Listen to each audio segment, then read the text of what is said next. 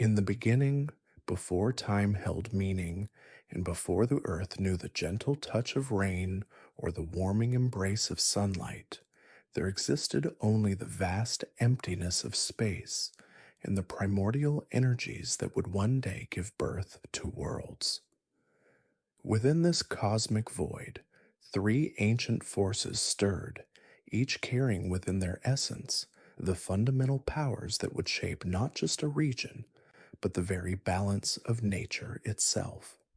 These were the legendary beings known as Kyogre, Groudon, and Rayquaza, though their names would not be spoken by human tongues for countless millennia to come. Kyogre, the great Leviathan of the depths, embodied the endless expanse of water that covers our world. Its massive form, stretching nearly 15 feet in length, moved through the primordial seas with a grace that belied its tremendous power.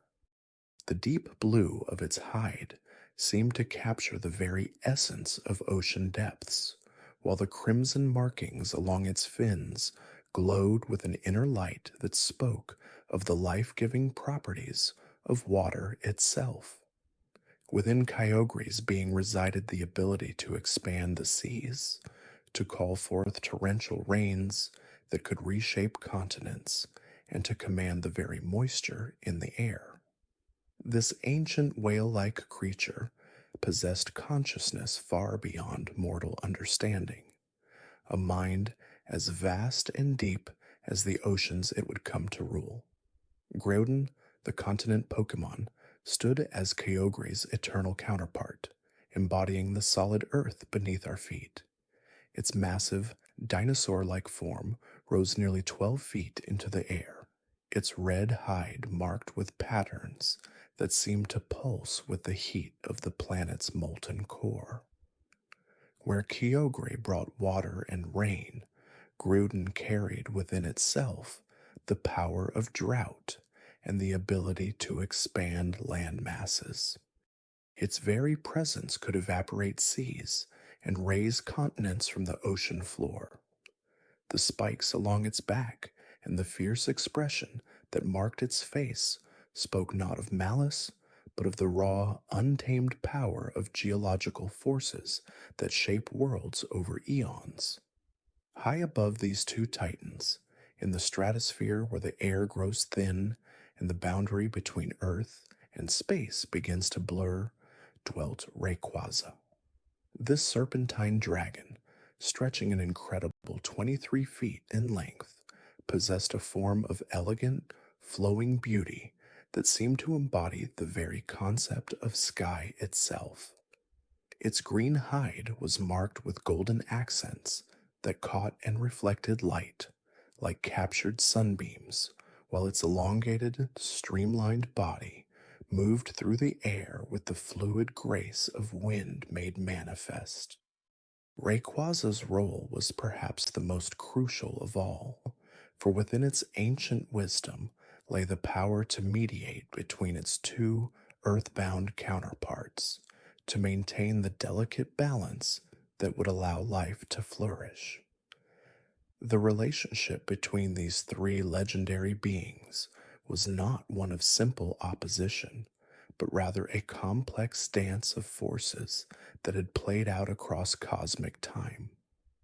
Kyogre and Groudon, despite their seemingly antagonistic natures, were not enemies in the way mortals might understand conflict.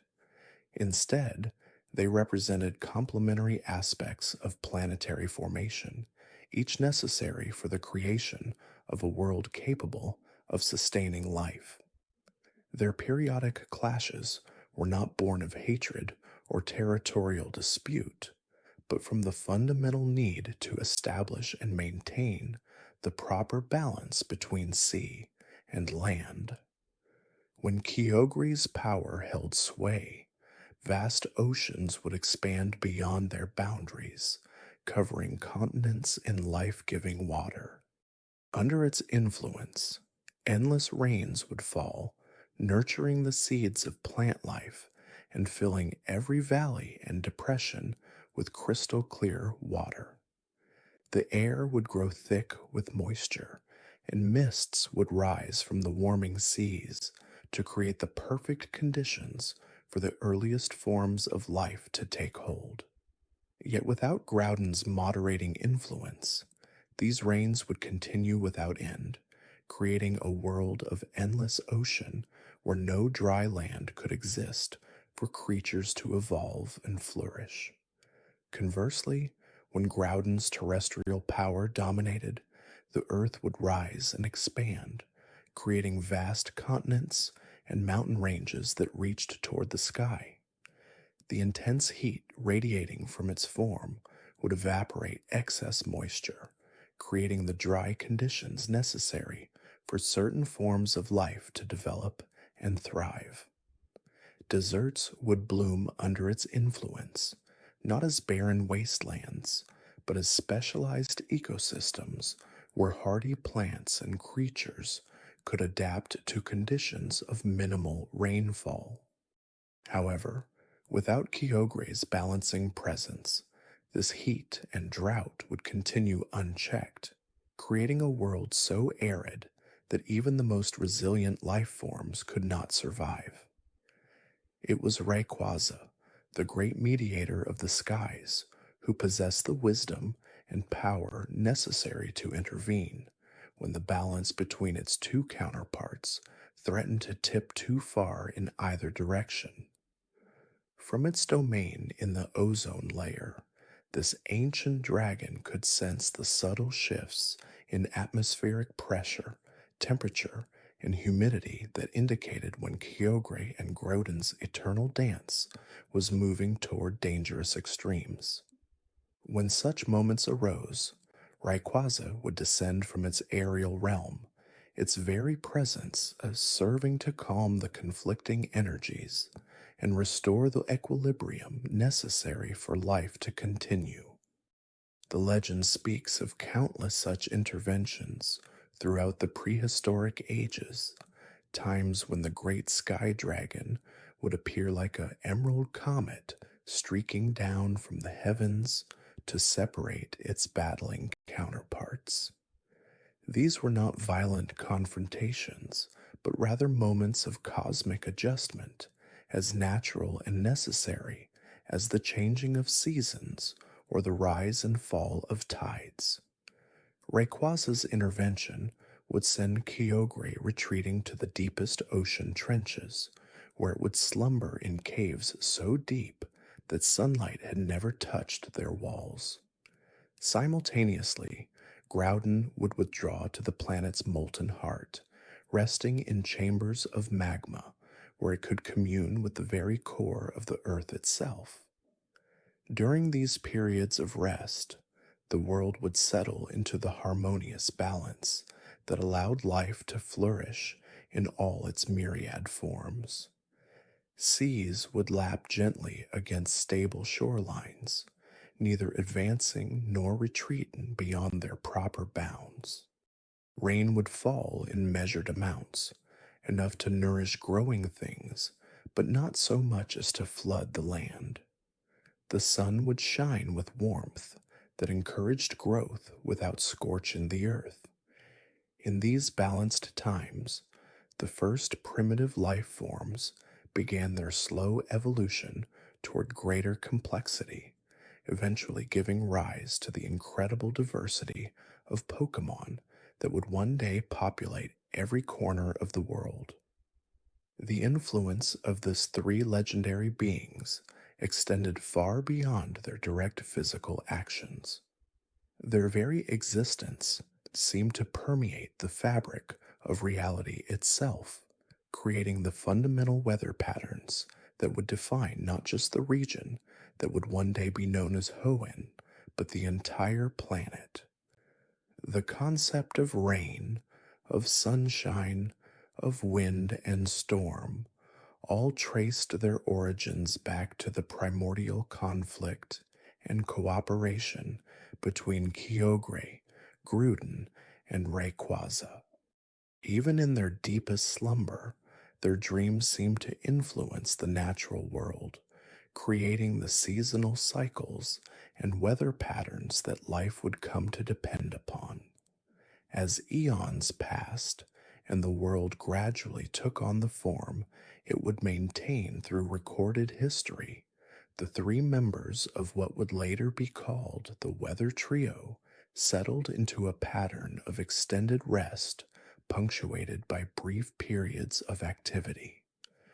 Their battles became less frequent as the fundamental balance of the world stabilized, but their influence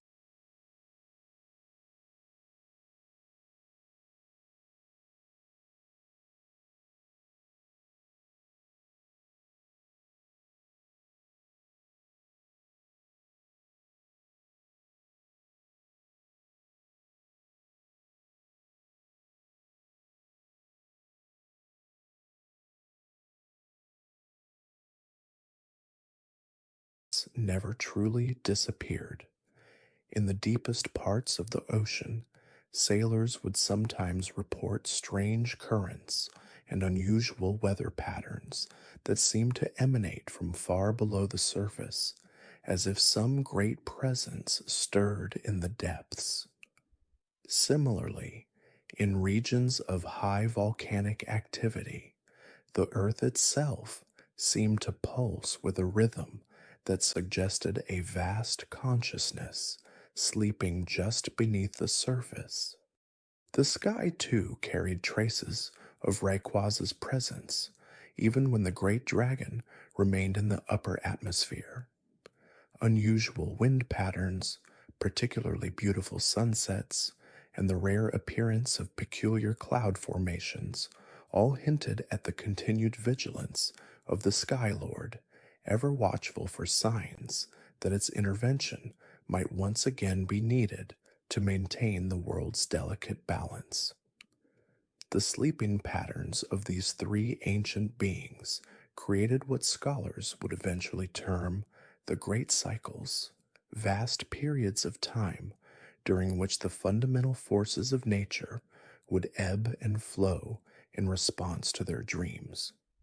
When Kyogre stirred in its deepest oceanic trenches, tides across the world would rise ever so slightly, bringing with them nutrients from the deep that would nourish coastal ecosystems. The great whale's breathing, slow and measured even in sleep, created underwater currents that carried warmth from equatorial regions to the polar seas, establishing the foundation for what would become the planet's circulatory system of ocean currents. These movements were so gradual, so perfectly integrated into the natural order, that they appeared to be simple laws of physics rather than the influence of a conscious being of unimaginable power. Groudon's slumber beneath the Earth's crust manifested in the slow but steady growth of mountain ranges, the gradual shifting of continents, and the periodic release of geothermal energy that would create hot springs and volcanic vents. The great continent Pokemon's heartbeat, thundering through the earth at intervals measured in centuries, helped maintain the planet's magnetic field and kept the molten core in constant, life sustaining motion.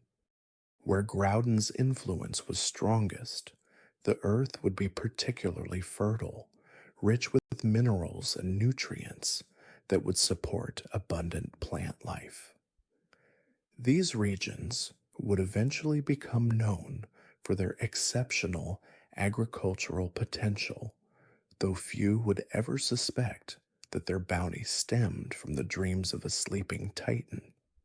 Rayquaza's presence in the stratosphere created phenomena that would puzzle atmospheric scientists for generations.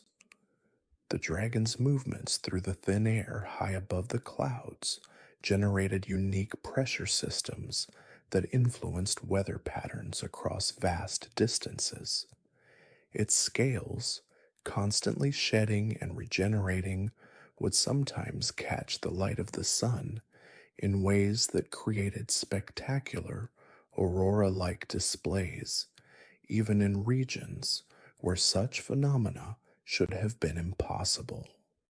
The dragon's breath, expelled slowly during its long periods of rest, contained trace amounts of cosmic particles gathered during its journeys to the very edge of space, particles that would seed the upper atmosphere with elements that enhanced the planet's ability to regulate temperature and maintain its protective barriers against harmful radiation.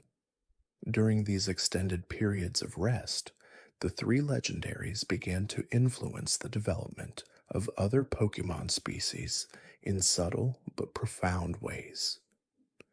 Creatures that lived in the deepest parts of the ocean found themselves developing abilities that allowed them to withstand tremendous pressure and navigate in complete darkness, gifts that seemed to flow from their proximity to Kyogre's resting place.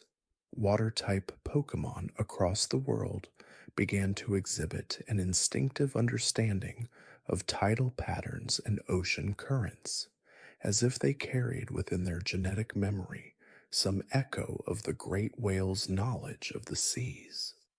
Similarly, ground and fire-type Pokemon developed remarkable abilities to sense seismic activity and locate underground water sources, skills that appeared to be inherited rather than learned.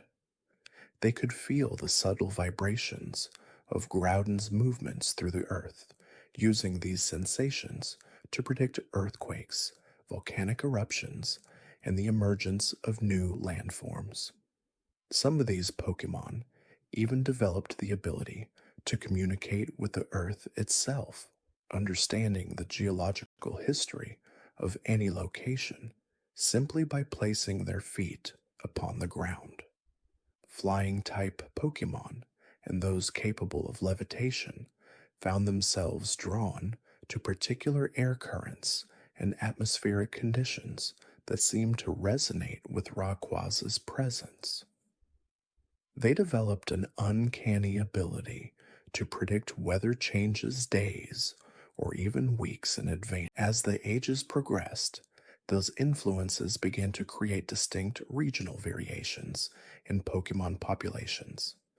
Areas where Kyogre's influence was strongest developed abundant water-type species with unique adaptations for deep-sea living or amphibious lifestyles. Regions under Groudon's sway became home to robust ground, rock, and fire-type Pokemon with exceptional abilities to manipulate earth and stone. Places where Rayquaza's presence was most keenly felt saw the evolution of flying-type Pokemon with unusual mastery over wind and weather, as well as dragon-type species that seemed to carry within them a spark of the great Sky Lord's own power.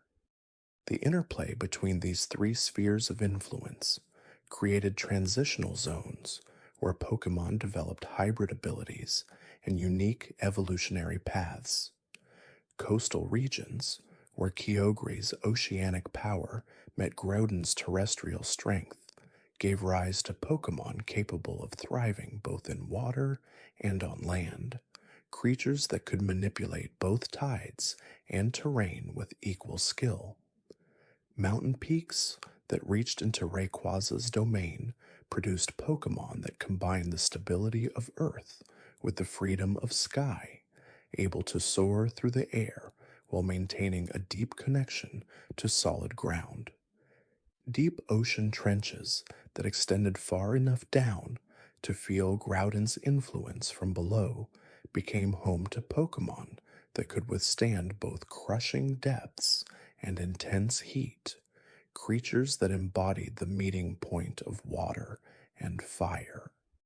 These evolutionary pressures, guided by the sleeping dreams of the Weather Trio, eventually led to the development of Pokemon with abilities that seemed to echo the powers of their legendary influences on a smaller scale.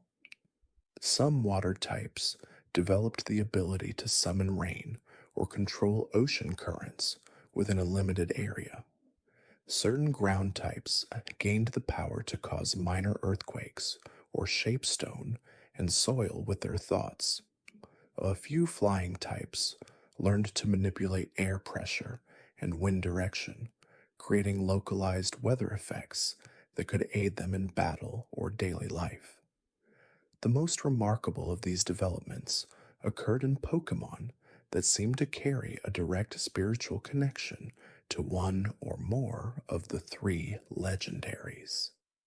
These rare individuals, scattered across different species and regions, would occasionally demonstrate abilities that far exceeded what should have been possible for their kind.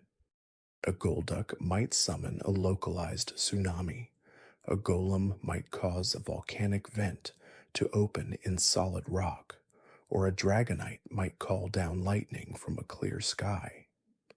Such displays were rare and often dismissed as myths or exaggerations, but they represented genuine manifestations of the deep connection between all Pokémon and the primordial forces that shaped their world. The influence of the Weather Trio extended beyond the Pokémon world to affect the very geology and climate of the planet in ways that would establish the foundation for future civilizations. The ocean currents created by Kyogre's movements established trade routes that would eventually be discovered by human sailors. The fertile regions enriched by Groudon's presence would become the sites of great cities and agricultural centers. The unique atmospheric conditions maintained by Rayquaza's vigilance would create microclimates that supported rare and valuable resources, from precious metals formed under specific pressure conditions to plants that could only grow in the presence of particular electromagnetic fields. These geological gifts would remain hidden for countless millennia, waiting beneath the surface of an ever changing world where the three great powers continued their eternal dance of creation and balance. The mountains that Groudon had raised through its ancient fury became repositories of rare minerals and gems, their crystalline structures formed under the immense pressures and temperatures that only a being of such primal earth power could generate. Deep within these peaks, veins of precious metals wound their way through solid rock like frozen lightning, creating patterns that would one day be discovered by civilizations advanced enough to delve into the Earth's deepest secrets.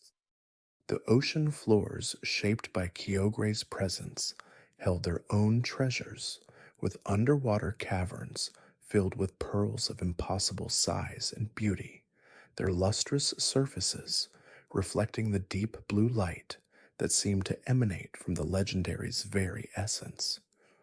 Coral formations grew in spiraling patterns that matched the currents Kyogre had established, creating underwater cities of living stone that housed countless species of marine Pokémon in perfect harmony.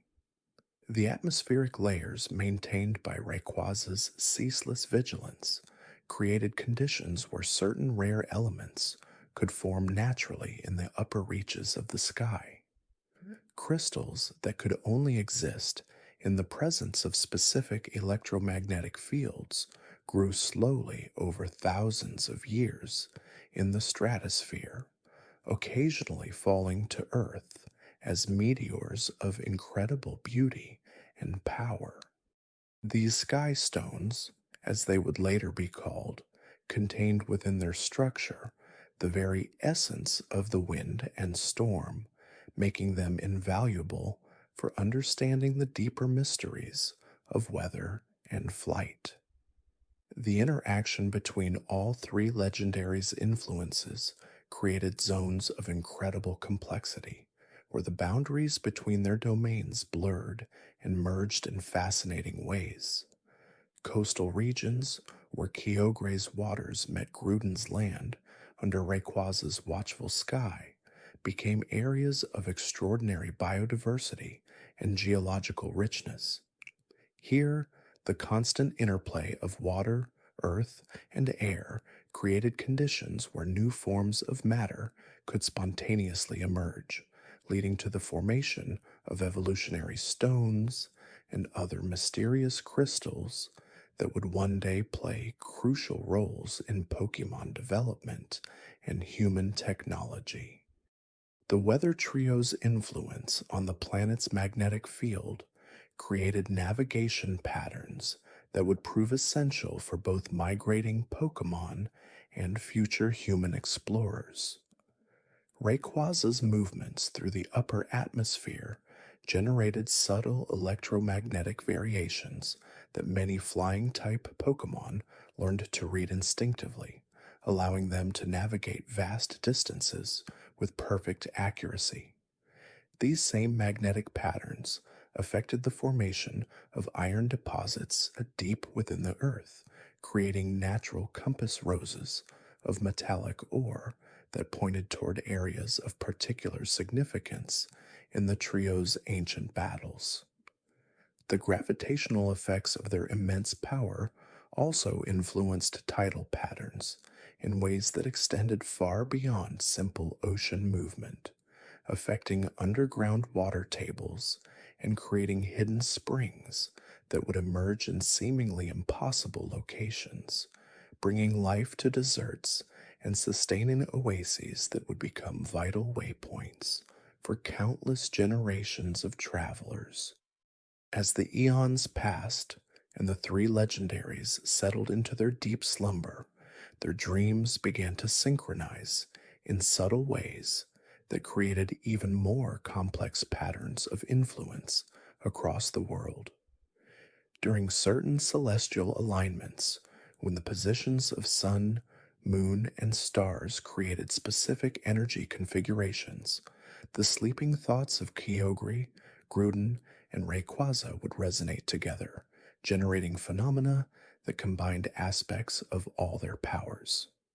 These rare convergences might last only moments or stretch across several days, but their effects could be felt across entire continents. Ocean levels might rise or fall by imperceptible amounts. Mountain ranges might shift by fractions of degrees, and atmospheric pressure patterns might create weather systems of unprecedented beauty and complexity. These synchronized dreams also influenced the development of Pokemon in profound ways, occasionally triggering mass evolutionary events where entire populations would suddenly develop new abilities or undergo rapid adaptation to changing environmental conditions. The most significant of these dream convergences occurred at intervals that seemed to follow patterns based on the planet's orbital mechanics and the deeper rhythms of cosmic energy that flowed through the universe itself. During these periods, the barrier between the physical and spiritual worlds would become thinner, allowing for the emergence of phenomena that defied conventional understanding.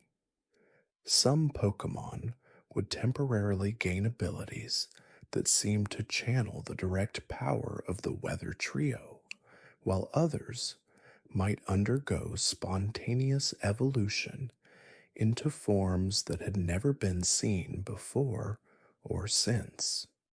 This evolutionary variance, created during moments when the trio's combined influence reached peak intensity, often possessed unique characteristics that blended traits from multiple Pokemon types in ways that should have been impossible according to normal biological principles.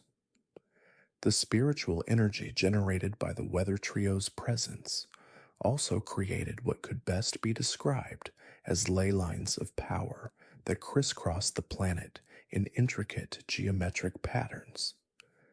These invisible channels of energy connected points of particular significance in the trio's history, linking ancient battlefields, resting places, and sites where their power had been most strongly manifested. Pokémon that lived along these energy pathways often developed enhanced abilities and deeper connections to their elemental natures, while the plant life in these areas grew with unusual vigor and displayed properties that seemed to transcend normal botanical limitations. Trees might grow to impossible heights while maintaining perfect structural integrity. Flowers might bloom in colors that had no equivalent in the normal spectrum of light, and grasses might develop the ability to purify contaminated soil or water through processes that combined photosynthesis with more mysterious forms of energy conversion. The influence of these energy pathways extended into the realm of human consciousness as well, though this would not become apparent until civilizations developed enough sophistication to recognize and study such phenomena. Individuals who spent extended periods near these ley lines often reported unusually vivid dreams filled with imagery of vast oceans, towering mountains, and endless skies. Some claimed to experience brief moments of connection with forces far greater than themselves, describing sensations of flying through clouds, diving to oceanic depths, or feeling the slow, powerful pulse of the earth itself. These experiences, dismissed by many as mere fantasy or the result of environmental factors, actually represented genuine contact with the residual consciousness of the sleeping weather trio, whose dreams occasionally touched the minds of other living beings in ways that transcended the normal boundaries of species and awareness. The geological formations created by the trio's ancient conflicts continued to evolve and change over the millennia, but always in ways that maintained the delicate balance they had established through their final understanding. Volcanic activity followed patterns that prevented catastrophic eruptions while still allowing for the gradual renewal of the Earth's surface. Ocean currents shifted seasonally in ways that distributed nutrients and maintained optimal temperature ranges for marine life. Atmospheric circulation patterns created weather systems that brought rain to dry regions and sunshine to areas that might otherwise have been perpetually clouded, ensuring that no part of the world remained barren for extended periods. This ongoing geological evolution also produced formations of incredible beauty and complexity that served as natural monuments to the trio's power and wisdom. Crystalline caves that resonated with harmonic frequencies when wind passed through them, creating music that seemed to capture the very essence of Rayquaza's song. Underwater grottos, where the interplay of light and current created visual effects that mirrored the patterns of Kyogre's ancient dances. Mountain formations, where the arrangement of stone and mineral created natural amphitheaters that amplified and focused earth tremors into rhythmic patterns that echoed Groudon's mighty heartbeat. These natural wonders became gathering places for Pokémon who felt particularly strong connections to one or more of the weather trio, serving as pilgrimage sites where creatures could commune with the deeper forces that had shaped their world and continue to influence their daily lives in ways both subtle and profound. The pilgrimage sites gradually developed their own ecosystems as generations of Pokémon visited and settled in these locations, drawn by the profound sense of harmony and purpose they experienced there. These communities formed naturally around shared reverence for the Weather Trio's legacy, with Pokemon of different types and temperaments learning to coexist in ways that reflected the greater balance their legendary guardians had achieved. Fire type Pokemon found themselves comfortable sharing spaces with water types near the crystal caves, their opposing natures somehow harmonized by the resonant frequencies that filled these chambers. Ground type Pokemon discovered they could burrow alongside flying types in the mountain amphitheaters, their earthbound instincts complemented rather than conflicted by their companions' aerial perspectives. The underwater grottos became meeting places where aquatic Pokemon mingled with those who normally dwelt on land.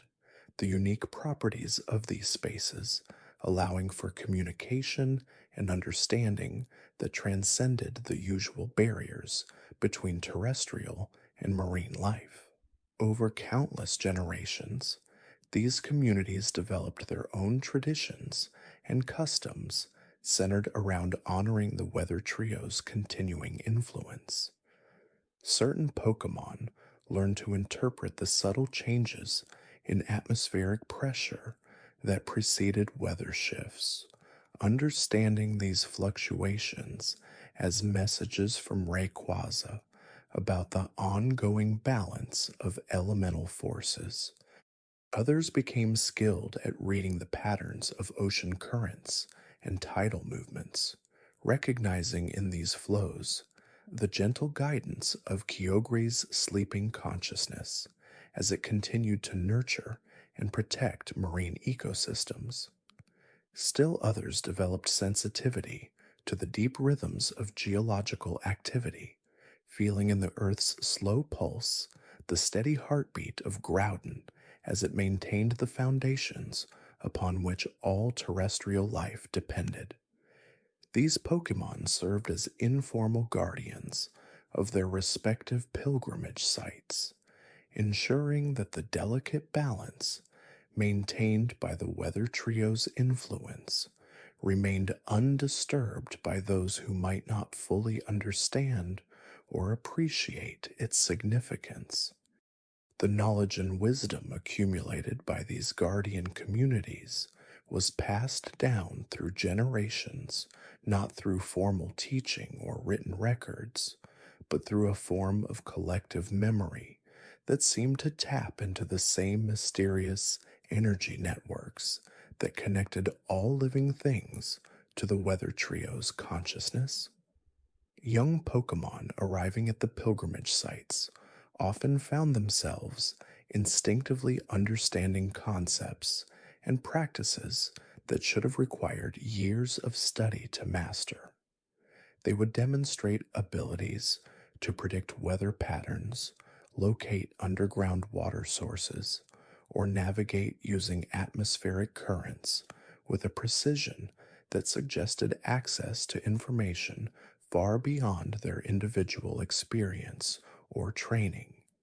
This phenomenon led researchers in later eras to theorize that the Weather Trio's influence had somehow become encoded into the genetic memory of Pokemon species, creating inherited instincts and capabilities that reflected millions of years of coexistence with these powerful legendary beings.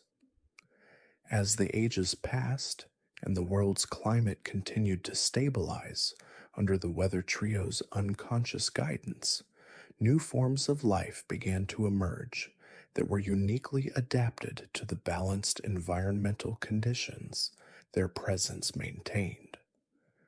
These species showed characteristics that seemed to bridge the traditional boundaries between elemental types, displaying abilities that drew from multiple energy sources in ways that reflected the integrated approach the Weather Trio had developed during their final confrontation.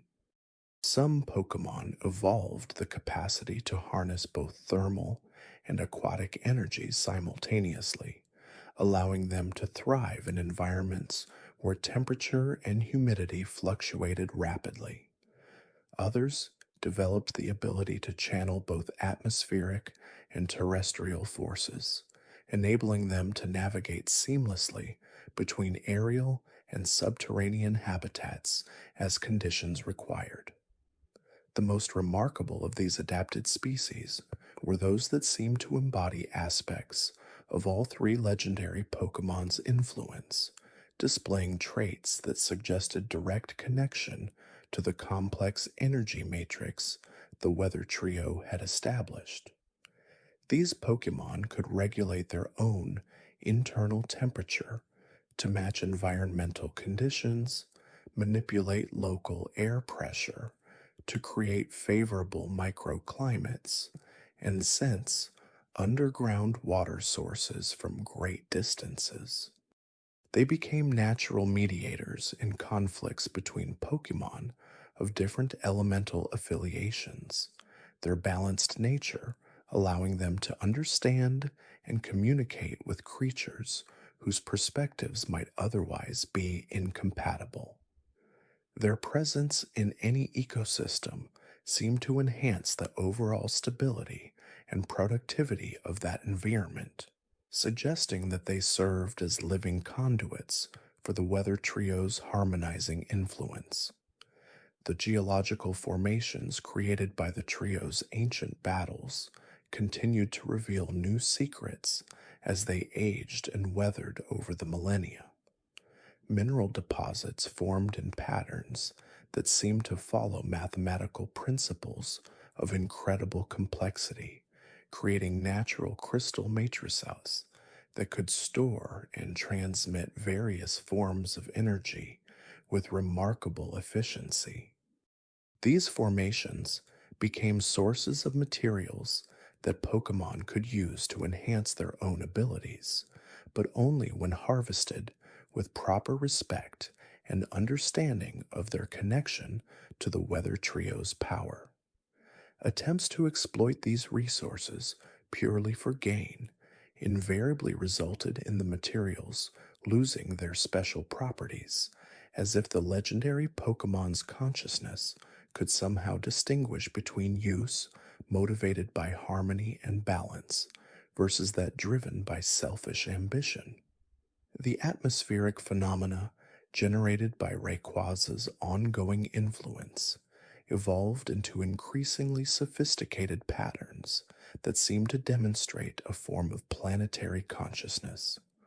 Aurora displays began appearing with greater frequency and complexity, creating light shows that conveyed information about global weather patterns, magnetic field fluctuations, and even astronomical events occurring far beyond the planet's atmosphere. These displays followed cycles that corresponded not only to seasonal changes and lunar phases, but also to longer astronomical periods involving the positions of distant stars and the movement of cosmic bodies that early civilizations had not yet discovered. Pokemon sensitive to electromagnetic fields learned to read these aurora patterns like a vast celestial language, gaining insights into future weather conditions, optimal migration routes, and the locations of resources their communities might need in coming seasons. The ocean currents influenced by Kyogre's sleeping presence developed similar levels of complexity, carrying chemical and thermal signatures that provided information about conditions in distant parts of the world's waters. Marine Pokemon became skilled at interpreting these aquatic messages, understanding from the taste and temperature of passing currents the health of ecosystems thousands of miles away, the availability of food sources in remote regions, and even early warnings of geological events that might affect ocean levels or underwater topography. This network of oceanic communication allowed marine communities to coordinate their activities across vast distances, ensuring that resources were shared efficiently and that no region suffered from isolation or scarcity when abundance existed elsewhere. The geological rhythms maintained by Groudon's influence created similar information networks through seismic vibrations that traveled through the Earth's crust. These subtle tremors carried data about mineral concentrations, underground water movements, and the structural integrity of various landforms, allowing terrestrial Pokémon communities to make informed decisions about where to establish territories, how to manage resources sustainably, and when to relocate in response to changing geological conditions. The most sensitive Pokemon learned to distinguish between dozens of different types of seismic signals, understanding the difference between natural settling processes, volcanic activity, underground river movements, and even the footsteps of large Pokemon traveling through distant regions. This vast network of environmental communication systems, created by the Weather Trio's influence, gradually gave rise to a form of planetary awareness that transcended individual species and regional boundaries. Pokemon communities separated by thousands of miles and vastly different habitats found themselves connected through shared understanding of global patterns and cycles that affected all life on the planet. This connection fostered a sense of collective responsibility for maintaining the balance that the Weather Trio had established, with communities voluntarily regulating their own activities to ensure that local actions did not disrupt the larger harmony upon which all life depended. As generations passed and this planetary awareness deepened, the influence of the Weather Trio began to manifest in increasingly subtle and sophisticated ways throughout the natural world. The electromagnetic fields generated by Rayquaza's presence in the upper atmosphere created resonance patterns that affected the growth cycles of certain plant species, causing them to develop internal biological clocks that synchronized not only with daily and seasonal rhythms, but also with much longer cycles related to solar magnetic field fluctuations and atmospheric electrical activity. These plants became living barometers, their flowering patterns and leaf orientations providing early warning systems for communities of Pokemon who learned to read these botanical signals.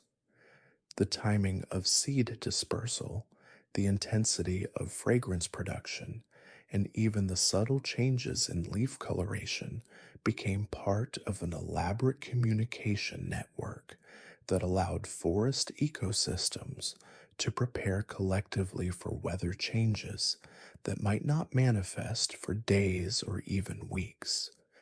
The deep ocean trenches, where Kyogre's influence was strongest, developed unique thermal and chemical gradients that created natural laboratories for the evolution of specialized life forms. These environments, protected from surface weather patterns by miles of water, maintained stable conditions that allowed for the development of Pokemon species with extraordinary longevity and memory capabilities. Some of these deep sea communities preserved knowledge of oceanic conditions spanning thousands of years, becoming living libraries of information about long term climate cycles, the movement of tectonic plates, and the gradual changes in ocean chemistry that occurred over geological timescales. Their memories contained detailed records of previous interactions with Kyogre, including subtle changes in the legendary Pokemon's behavior patterns that correlated with major environmental shifts. This accumulated knowledge proved invaluable for understanding the complex feedback mechanisms that maintained oceanic stability and for predicting how the marine environment might respond to various forms of disruption. Similarly, the deep underground caverns and volcanic chambers where Groudon's presence was most strongly felt became repositories of geological memory. The rock formations in these areas recorded information about past seismic events, volcanic eruptions, and changes in underground water systems through their mineral compositions, crystal structures, and thermal signatures.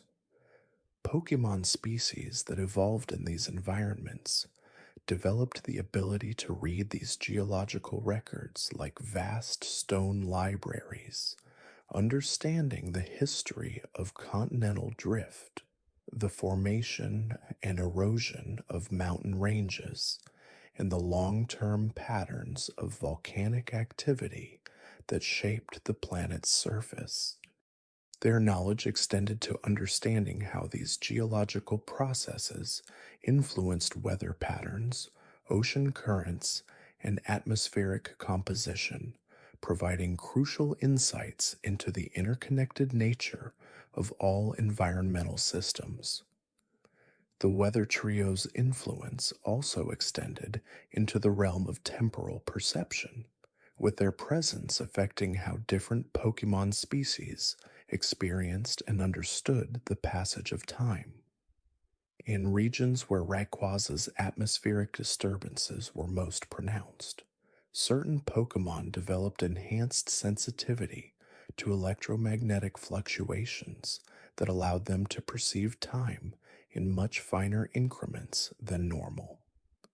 These species could detect minute changes in atmospheric pressure, electrical field strength, and magnetic orientation that occurred over periods of seconds or minutes, giving them an almost prophetic ability to anticipate immediate weather changes and atmospheric disturbances. This heightened temporal awareness proved especially valuable during severe weather events when split-second decisions could mean the difference between safety and disaster for entire communities. Conversely, in the deepest parts of Kyogre's domain, where the massive pressures and stable temperatures created environments largely isolated from surface time cycles, some Pokemon species developed a much more extended sense of temporal flow. These deep ocean dwellers perceived time in terms of years and decades rather than days and seasons, their consciousness attuned to the slow rhythms of deep currents, the gradual accumulation of sediments, and the long-term cycles of nutrient distribution throughout the world's oceans.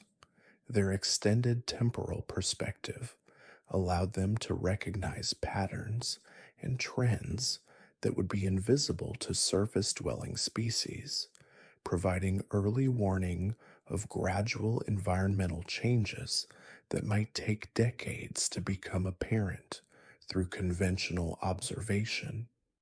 The underground realms, influenced by Groudon, fostered yet another form of temporal perception, one attuned to the geological timescales on which mountains rise and continents drift.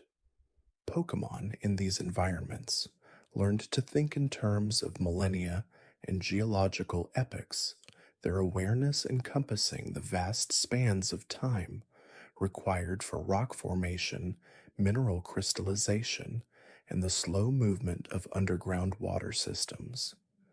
This geological perspective on time provided invaluable context for understanding how current environmental conditions related to much larger patterns of planetary change and development. These different temporal perspectives, created by the weather trio's influence, eventually led to the development of sophisticated forecasting abilities throughout Pokemon communities worldwide. Species with fine scale temporal sensitivity could provide detailed short term weather predictions, while those attuned to longer cycles offered insights into seasonal patterns, multi year climate trends, and even longer term environmental shifts. The combination of these different temporal viewpoints created a comprehensive understanding of environmental patterns that spanned timescales from minutes to millennia, allowing Pokemon communities to prepare appropriately for everything from sudden storms to gradual climate changes that might unfold over centuries.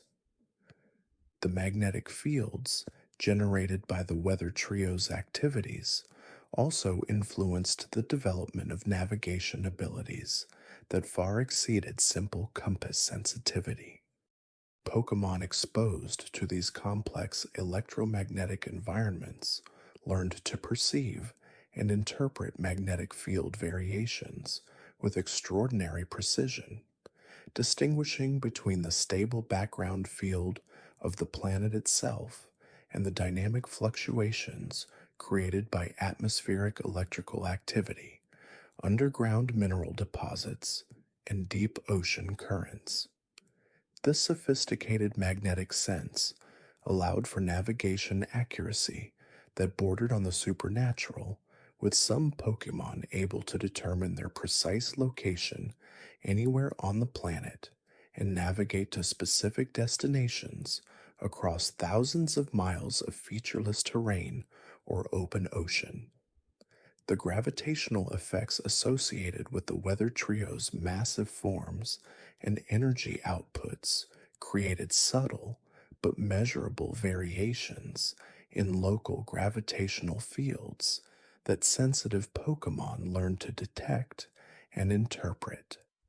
These gravitational signatures provided information about underground geological structures, the density and composition of nearby landforms, and even the presence of large bodies of water or mineral deposits hidden beneath the surface.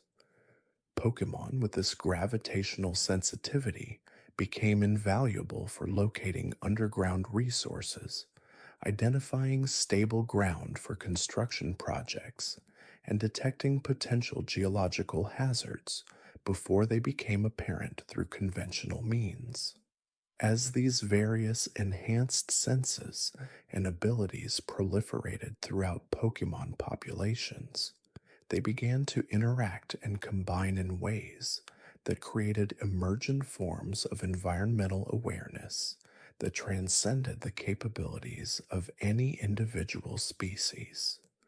Communities developed collective sensing networks where different Pokemon contributed their specialized perceptual abilities to create comprehensive environmental monitoring systems. Weather sensitive species provided atmospheric data, while those attuned to seismic activity monitored geological conditions, and electromagnetically sensitive Pokemon tracked changes in planetary magnetic fields. The integration of all this information created a form of planetary consciousness that allowed Pokemon communities to respond to environmental challenges with unprecedented coordination and effectiveness.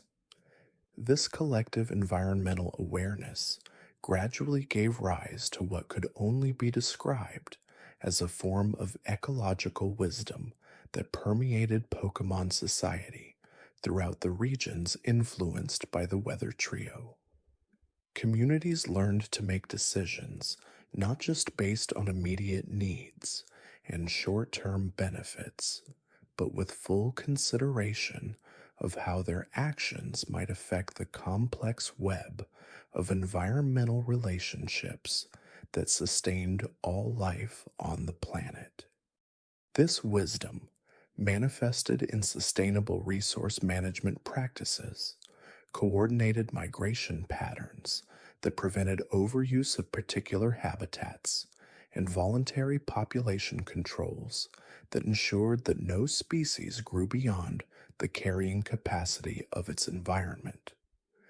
The very presence of the weather trio, even in their dormant states, continued to exert a profound, albeit subtle, influence on the planet's atmospheric and oceanic currents long after their most active periods of terraforming.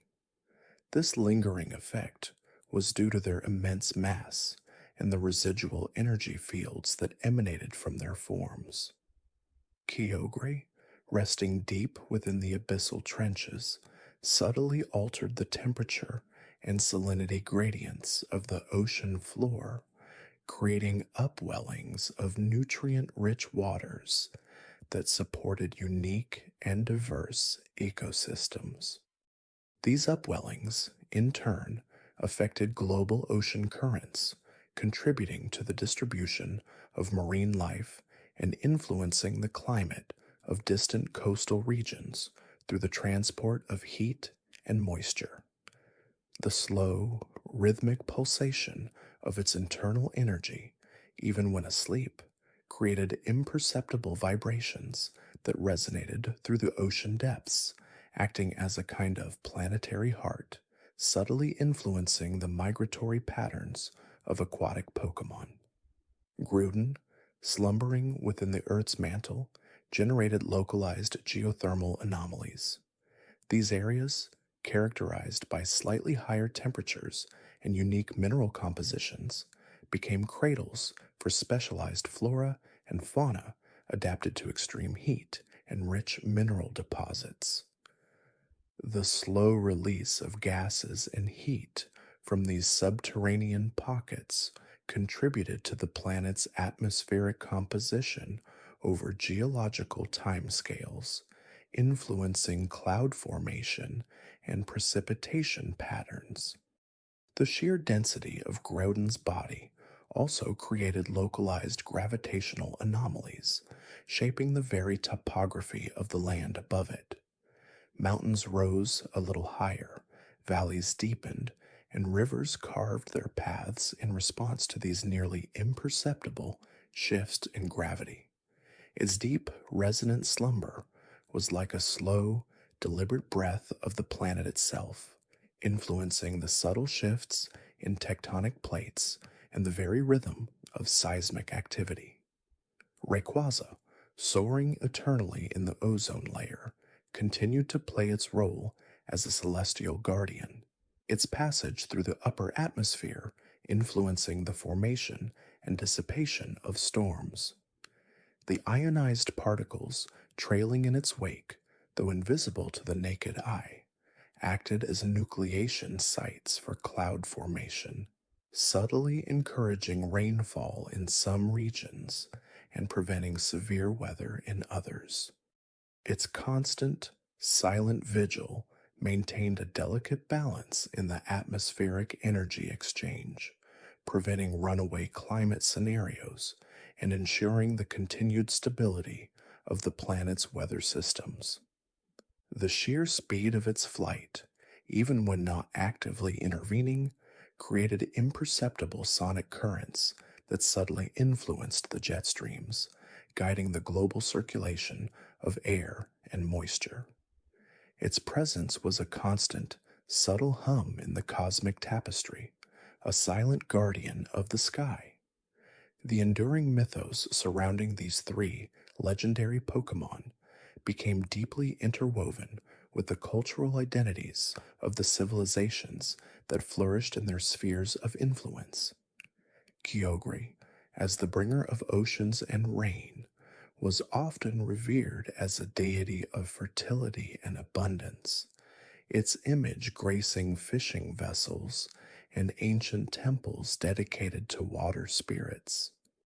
Coastal communities developed intricate rituals and ceremonies to honor Kyogre, believing that their prosperity and the bounty of the sea were directly tied to its benevolent slumber. Legends spoke of its awakening bringing catastrophic floods, serving as a cautionary tale against human hubris and disrespect for the natural world. Its deep, resonant call, though rarely heard, was said to bring forth the tides and stir the deepest ocean currents, a sound that echoed in the very foundations of the world. Groudon, the creator of land and mountains, was venerated as a symbol of strength, stability, and enduring power. Agricultural societies built their foundations upon its legendary creations, offering prayers for fertile soil and protection from natural disasters. Its image adorned fortresses and monuments, embodying the unyielding spirit of the earth. Stories of its fiery rage, capable of scorching vast landscapes, served as a powerful reminder of the destructive potential of the planet's core, an elemental force that demanded respect and reverence. The very mountains were seen as its hardened skin, its silent breath the gentle tremor of the earth beneath the feet, a constant reminder of its immense power. Rayquaza, the lord of the skies and balancer of forces, was often depicted as a celestial dragon, a benevolent protector who ensured harmony between land and sea. Its image was carved into astronomical observatories and etched onto talismans worn by travelers and seafarers seeking its guidance and protection from the whims of the weather. Legends told of its majestic descent from the heavens to quell the primordial clashes of Kyogre and Groudon, solidifying its role as the ultimate arbiter of planetary balance. Its silent, soaring presence in the upper atmosphere was a constant reassurance, a thread holding the very fabric of the world together, its unseen movements influencing the very breath of the planet. The geological and meteorological phenomena attributed to the weather trio became integral to the scientific understanding of these ancient civilizations. While their explanations often blended myth with nascent scientific observation, they established a framework for understanding the forces that shaped their world. Early geologists recognized the patterns of volcanic activity and seismic tremors as expressions of Groudon's subterranean restlessness, while meteorologists developed intricate systems for predicting weather patterns based on perceived atmospheric shifts influenced by Kyogre's oceanic currents and Rayquaza's aerial passages. These early scientific endeavors, though cloaked in legend, laid the groundwork for future advancements in environmental science and meteorology, demonstrating a deep, intuitive understanding of the interconnectedness of natural systems. The rhythmic ebb and flow of the tides, the seasonal rains, and the gentle breezes were all seen as manifestations of the trio's ongoing influence, a continuous dance that shaped the very existence of life. Even in modern times, with advanced technologies and a more mechanistic understanding of the world, the influence of the weather trio persists, albeit in more subtle ways. The unique biodiversity of the Hoenn region, with its distinct terrestrial and aquatic ecosystems, is a direct legacy of their ancient terraforming. The deep sea trenches and volcanic mountain ranges, the verdant forests and expansive oceans, all bear the indelible mark of their primordial actions. The very air currents still carry the echoes of Rayquaza's ancient flights, and the deep ocean currents still feel the subtle pull of Kyogre's Slumber. The cultural memory of these legendary Pokémon remains vibrant, woven into the folklore, art, and even the architectural designs of the region. Festivals celebrating the balance of nature often feature depictions of Kyogre, Groudon, and Rayquaza, reminding people of their profound connection to the elemental forces that govern their world. The very names of geographical features, ancient ruins, and even some Pokemon species are often rooted in the legends of the Weather Trio, serving as a constant reminder of their enduring legacy. The gentle lapping of the waves on the shore, the rustling of leaves in the forest, and the whisper of the wind through the mountains all carry the echoes of their ancient dance, a soothing lullaby that has resonated through the ages. And so, as the world continues to turn and epics give way to new eras, the silent, enduring presence of Kyogre, Groudon, and Rayquaza continues to shape the Hoenn region, and indeed the very fabric of the planet. Their story is not just one of colossal power and ancient conflict, but of the fundamental forces that forge the world we know, a testament to the enduring power of creation and the delicate balance of nature. Their slumber is a quiet promise, a gentle hum beneath the surface of existence, ensuring the continued rhythm and harmony of the world. It is a story whispered by the winds, carved into the mountains, and echoed in the depths of the oceans, a tale that invites a sense of calm and wonder, a gentle journey into the heart of a world shaped by these legendary beings. Their influence is so deeply ingrained that it has become part of the very air we breathe, the ground we walk on, and the water that sustains us. A timeless legacy, perpetually unfolding, even in their quietest moments, a lullaby for the ages. The delicate balance they maintain, even in their deep sleep, is a testament to their immense power. Imagine the subtle currents in the ocean, guided by Kyogre's dormant energy, shaping the movements of marine life and influencing global weather patterns far beyond Hoenn's borders. Envision the tectonic plates held in a delicate equilibrium by Groudon's slumbering mass, preventing catastrophic geological shifts, ensuring the stability of the very ground beneath our feet. And picture Rayquaza, ever watchful from the stratospheric ozone layer, its presence a cosmic anchor, subtly influencing atmospheric conditions, ensuring the breathable air that sustains all life. Their influence isn't always dramatic or overtly cataclysmic. Often, it is a gentle, pervasive force, like the slow, steady erosion of a river carving a canyon, or the quiet, persistent growth of a forest over centuries. This enduring presence extends into the psychological and spiritual landscape of the Hoenn people. Their reverence for these legendary Pokémon isn't merely superstition, it's a deep-seated understanding of their place within a larger, interconnected ecosystem. Children grow up hearing tales of Kyogre's vastness, of Groudon's immovable strength, and of Rayquaza's soaring majesty. These stories are not just entertainment, they are moral compasses, teaching respect for nature, the importance of balance, and the dangers of hubris.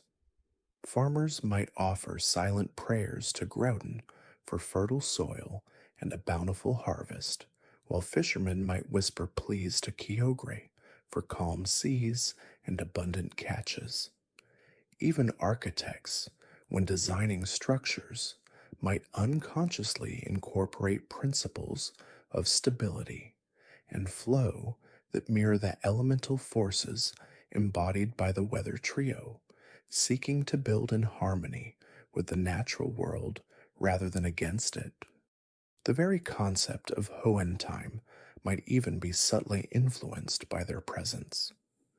While clocks tick onward, the deep geological time represented by Groudon and the vast oceanic time represented by Kyogre instill a sense of patience and continuity.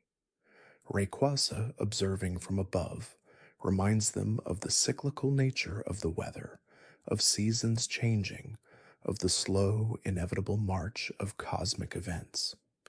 This perspective fosters a long term view, encouraging sustainable practices and a profound respect for the slow, deliberate unfolding of natural processes. It's a gentle reminder that some things transcend immediate human concerns, operating on scales that dwarf individual lives and even entire civilizations. Consider the unique ecosystem of the Hoenn region itself. The sheer diversity of Pokémon, from those that thrive in arid, volcanic landscapes to those adapted to the deepest ocean trenches, is a direct consequence of the weather trio's ancient actions. Each species, in its own way, is a living testament to the primordial conflict and subsequent balance. The fire types that make their homes near volcanic peaks, the water types that inhabit the extensive coral reefs, the flying types that navigate the complex air currents, all have evolved within the framework established by Kyogre, Groudon, and Rayquaza. Their very genetic makeup carries the echoes of these elemental forces, shaping their forms, their behaviors, and their interactions within their respective niches. Even the ancient ruins scattered across Hoenn, whispering secrets of forgotten civilizations, often feature carvings or murals depicting the weather trio. These weren't just decorative embellishments, they were sacred texts, records of a time when the world was raw and untamed, and these colossal beings walked among them, shaping their destiny. These ruins serve as silent libraries, preserving the wisdom of past generations, their stories etched in stone, awaiting discovery by those who seek to understand the deeper truths of their world. The intricate pictographs tell tales of reverence, fear, and a profound connection to the elemental forces, a connection that modern societies, with their reliance on technology, often struggle to maintain. The energy signatures emitted by these legendary Pokémon, even in their dormant state, are theorized by some to have subtle, long range effects. Imagine the gentle hum of Groudon's internal magma chambers resonating deep within the earth, possibly influencing geothermal activity in distant lands, or the faint, almost imperceptible vibrations from Kyogre's watery slumber, subtly affecting the magnetic fields of the planet, guiding migratory birds and marine creatures across vast distances.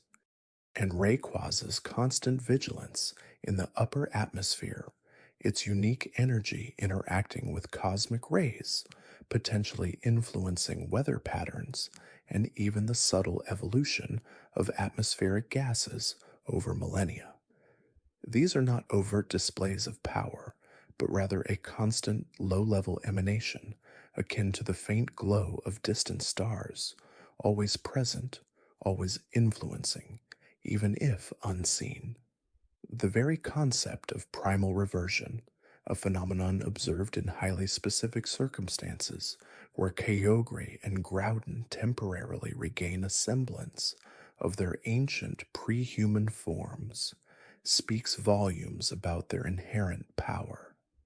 It is a glimpse into a time when their very essence was unconstrained, when their will shaped the landscape with raw, untamed force. This temporary transformation isn't an evolution in the traditional sense.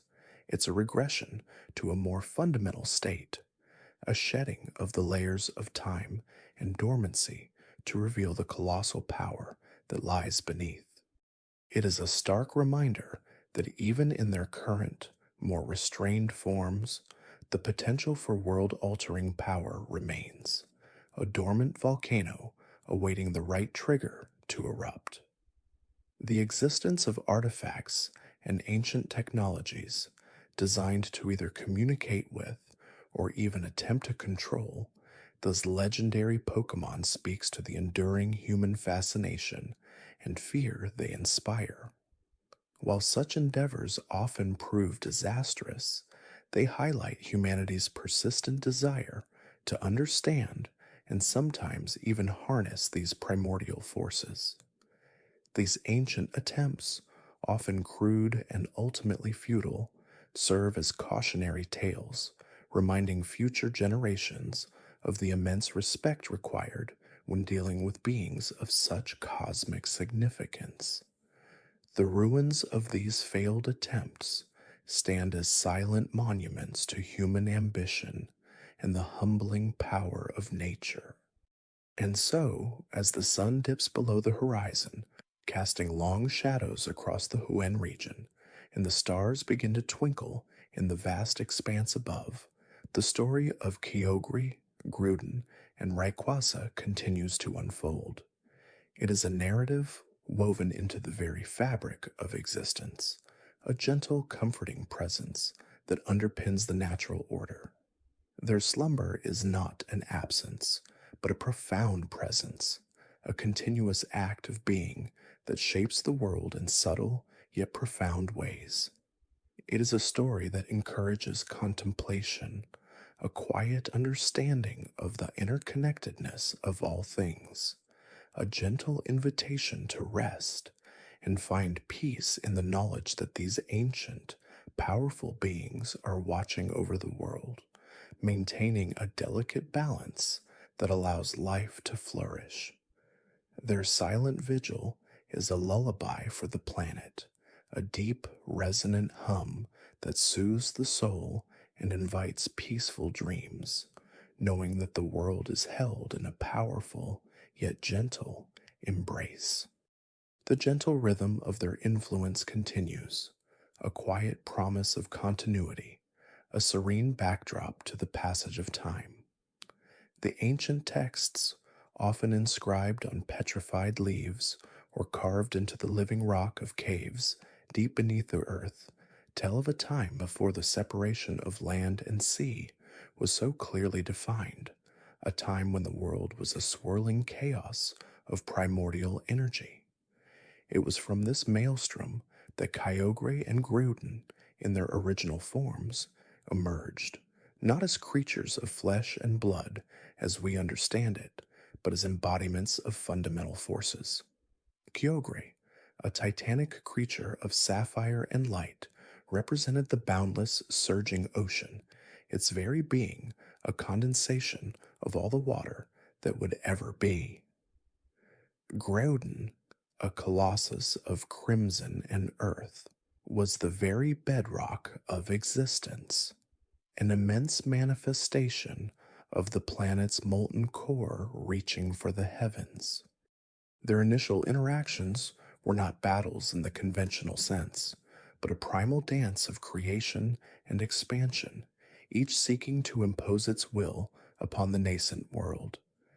Imagine, if you will, a world without distinct continents or oceans, a vast, undifferentiated expanse.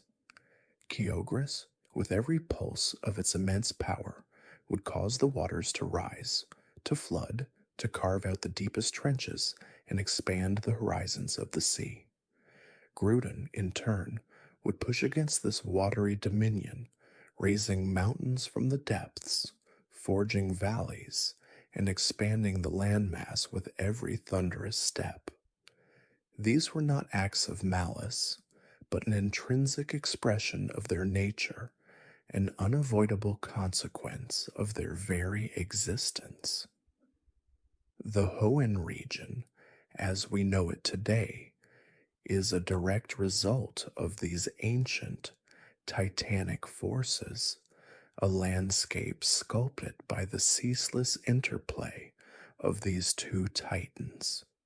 Its fertile plains, its soaring peaks, its expansive coastline, all bear the indelible marks of their ancient struggle and subsequent uneasy truce.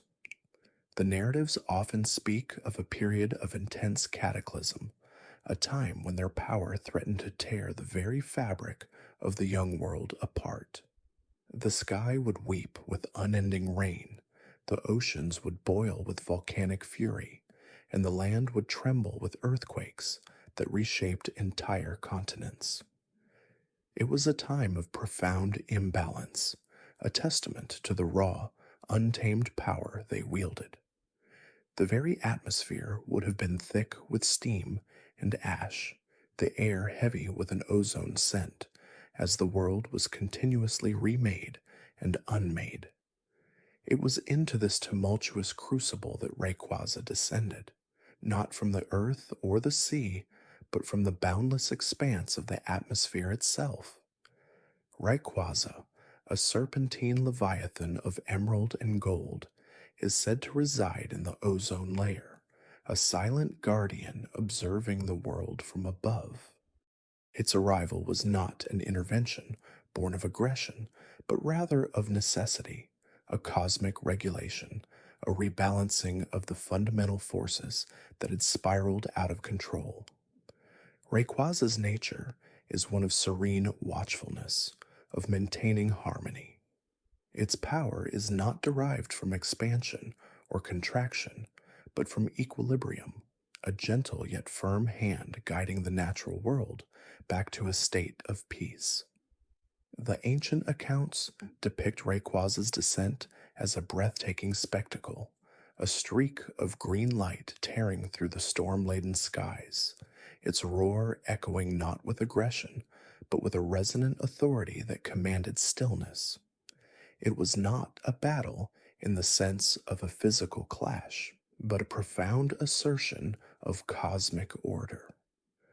Rayquaza, with its immense spiritual energy and deep connection to the atmospheric currents, was able to quell the storms, calm the raging seas, and soothe the trembling earth. It separated the warring titans, guiding them to their respective slumbering places, Kyogre to the deepest oceanic trenches, and Groudon to the heart of volcanic caverns. This act of pacification was not a subjugation, but a recognition of their distinct roles and a gentle reminder of the delicate balance required for life to flourish. Rayquaza did not defeat them. It simply restored harmony, establishing a natural order that allowed the world to settle into its current form. And having fulfilled its purpose, Rayquaza retreated once more to its celestial eyrie, the ozone layer, to continue its eternal vigil, a silent sentinel against future imbalances. The legends also speak of the unique meteorological phenomena associated with each of these titans.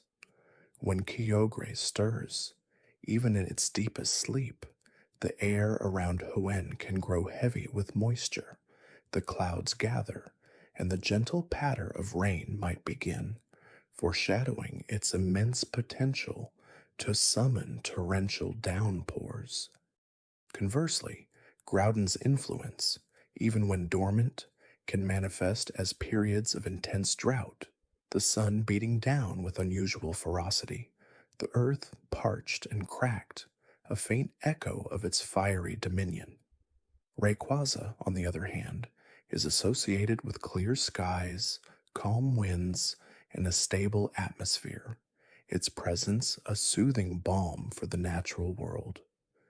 These subtle atmospheric shifts are not just weather patterns, they are whispers of the sleeping giants, faint echoes of their immense power, always present, always influencing. The relationship between these three is often described as a delicate equilibrium, a cosmic dance performed across millennia. Should one stir prematurely, or its power begin to overwhelm the others, Rayquaza is said to descend once more, its presence a guarantee of restoration. This cycle of creation, conflict, and restoration is not one of endless destruction, but of continuous renewal, a testament to the dynamic nature of the world.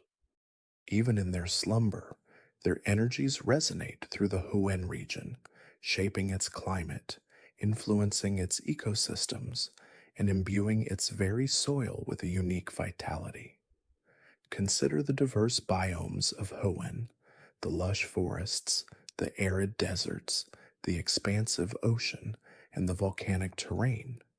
Each is a direct consequence of the ancient interplay of Kyogre and Groudon, sustained and harmonized by Rayquaza. The very biodiversity of the region, the unique Pokémon that call Hoenn home, are products of this elemental sculpting, each adapted to the distinct environments forged by these titanic forces. The gentle lapping of waves against the shore, the rustling of leaves in the forest, the warmth of the sun on your skin, all are subtle reminders of the powerful yet harmonious presence of the weather trio. The sky pillar, a towering structure that pierces the clouds, is not merely an ancient ruin, but a sacred site, deeply connected to Rayquaza.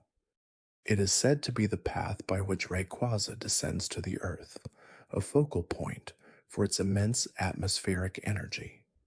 The very air around the sky pillar feels different, imbued with a serene stillness, a sense of ancient power held in careful balance. It stands as a monument to Rayquaza's eternal vigilance, a physical representation of its connection to the world below. In the deep sea trenches where Kyogre slumbers, or the fiery heart of active volcanoes where Groudon rests, are not merely geological features, but sacred sanctuaries imbued with the raw, untamed power of their respective titans. These places are often characterized by extreme conditions, a testament to the immense energies contained within. Yet even in these extreme environments, life finds a way, adapting and thriving in the presence of such colossal forces, a testament to the resilience of nature itself. The whisper of the wind, the gentle murmur of the waves, the quiet breathing of the earth itself, these are the lullabies of the world, sung by the very forces embodied by Kyogre, Groudon, and Rayquaza. Their story is a gentle reminder that even the most immense power can be held in a delicate balance, that creation often arises from conflict, and that peace is often a result of mindful intervention. It is a tale that invites quiet contemplation, a deep breath, and a sense of profound connection to the ancient, enduring rhythms of the planet. As you drift into slumber, let the imagery of these ancient titans, in their gentle, slumbering states, bring a sense of profound peace and security. The world is vast, ancient, and held in a delicate, powerful embrace, ensuring that tomorrow will dawn anew in its own gentle, harmonious rhythm. The legends of the Hoenn region, whispered through generations, speak of a time when the world was in its infancy, a chaotic expanse of untamed elements. It was then that the colossal figures of Kyogre and Groudon first emerged, not from eggs or births as we understand them, but as primordial manifestations of the planet's raw energy. Kyogre, a majestic behemoth of cerulean hues, embodied the boundless ocean, its very being a condensation of the primordial waters. Its breath, it is said, could summon torrential rains and vast tsunamis, while its mighty fins could stir the deepest currents, shaping the ocean floor with a mere flick of its colossal tail. Imagine the soft, rhythmic sound of waves, the endless expanse of the deep blue, the gentle sway of kelp forests, all extensions of Kyogre's serene yet immensely powerful presence. Conversely, Groudon, a magnificent titan of fiery crimson, was the very essence of the land. Its immense body, armored with plates of hardened earth, was a living volcano, its internal energies capable of generating intense heat and causing the very ground to buckle and rise. Picture the quiet rumble of distant mountains, the ancient, enduring strength of bedrock, the warmth of sun-baked plains. These are the subtle echoes of Groudon's power. It could summon volcanic eruptions and seismic tremors, expanding the landmass with an unstoppable force, pushing back the encroaching seas. The very mountains and valleys we see today are, in a sense, the petrified remains of its ancient endeavors. These two primordial forces, Kyogre and Groudon, were not inherently malevolent, but their very existence, their fundamental drives, were in direct opposition. Kyogre sought to expand the oceans, to envelop the land in its watery embrace, while Groudon yearned to dry the seas, to solidify the earth and expand its dominion. This intrinsic conflict led to an age of cataclysmic battles, a time when the world trembled under their titanic clashes. The skies would darken with perpetual storm clouds as Kyogre's immense power unleashed unrelenting downpours, causing the oceans to swell and rise. Simultaneously, the earth would crack and erupt under Groudon's fiery might, new land masses pushing skyward as ancient ones crumbled. Imagine the sheer scale of these primordial struggles, mountains rising and falling like waves, oceans parting and crashing, the very atmosphere charged with an unimaginable elemental energy. This was not a war of malice, but a fundamental clash of creation and expansion, each deity fulfilling its innate purpose. The world, as it was then, was a canvas of constant, violent transformation, a testament to the raw, untamed power of nature. Yet amidst this grand elemental conflict, there was a growing threat to the very fabric of the nascent world. The endless expansion of the oceans by Kyogre threatened to drown all land, while Groudon's relentless drying of the seas risked turning the world into an arid, lifeless desert. The delicate balance was being irrevocably shattered.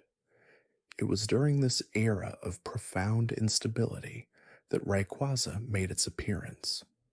Unlike Kyogre and Groudon, who emerged from the depths of the earth and sea, Rayquaza descended from the very heavens, a majestic serpent-like deity, its emerald scales shimmering with the ethereal light of the ozone layer.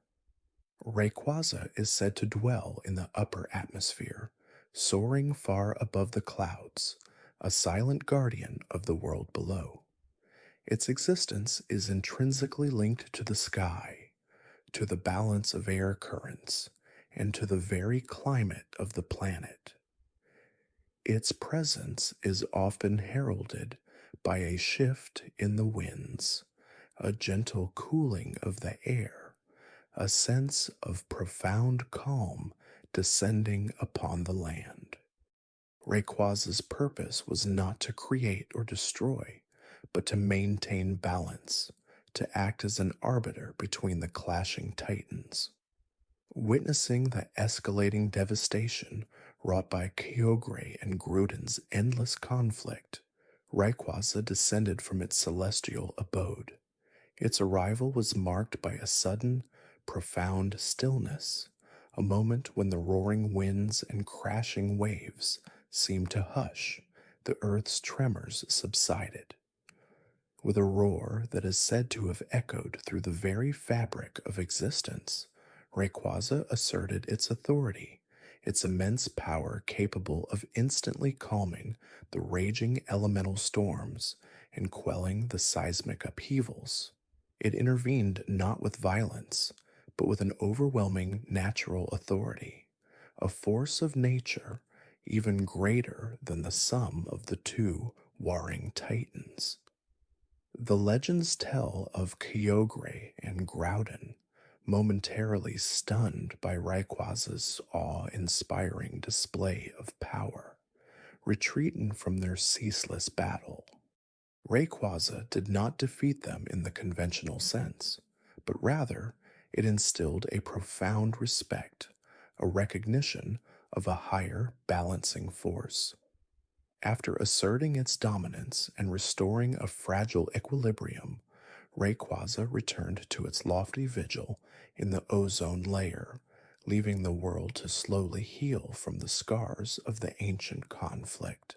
This act of intervention, this establishment of balance, is what ultimately allowed life to flourish, to adapt to the newly sculpted landscapes, and for the Hoenn region to take its recognizable form. The deep ocean trenches where Kyogre now slumbers, and the subterranean magma chambers where Groudon rests, are not merely geological features, but sacred sanctuaries chosen by the Titans themselves as places of repose. Kyogre's sleep is a deep, tranquil slumber, its dreams perhaps filled with the gentle sway of the ocean, the silent dance of marine life.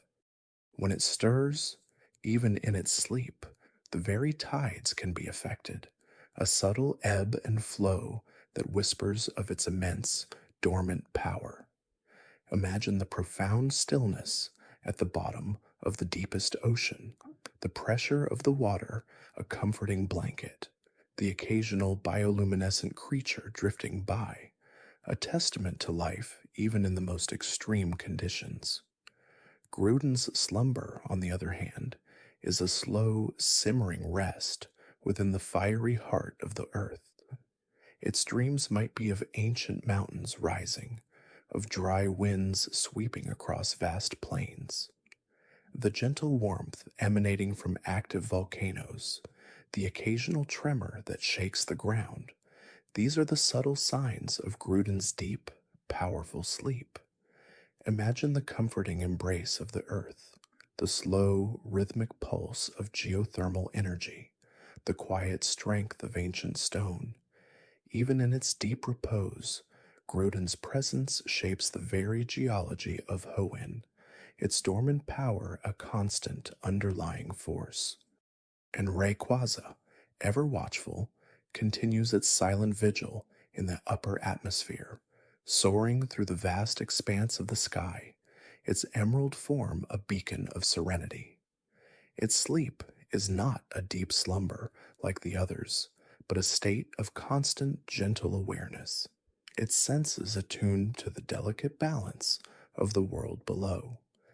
The gentle rustle of leaves in a high-altitude forest, the subtle shift in atmospheric pressure, the distant rumbling of a storm, these are the whispers that reach Rayquaza, reminding it of its eternal duty.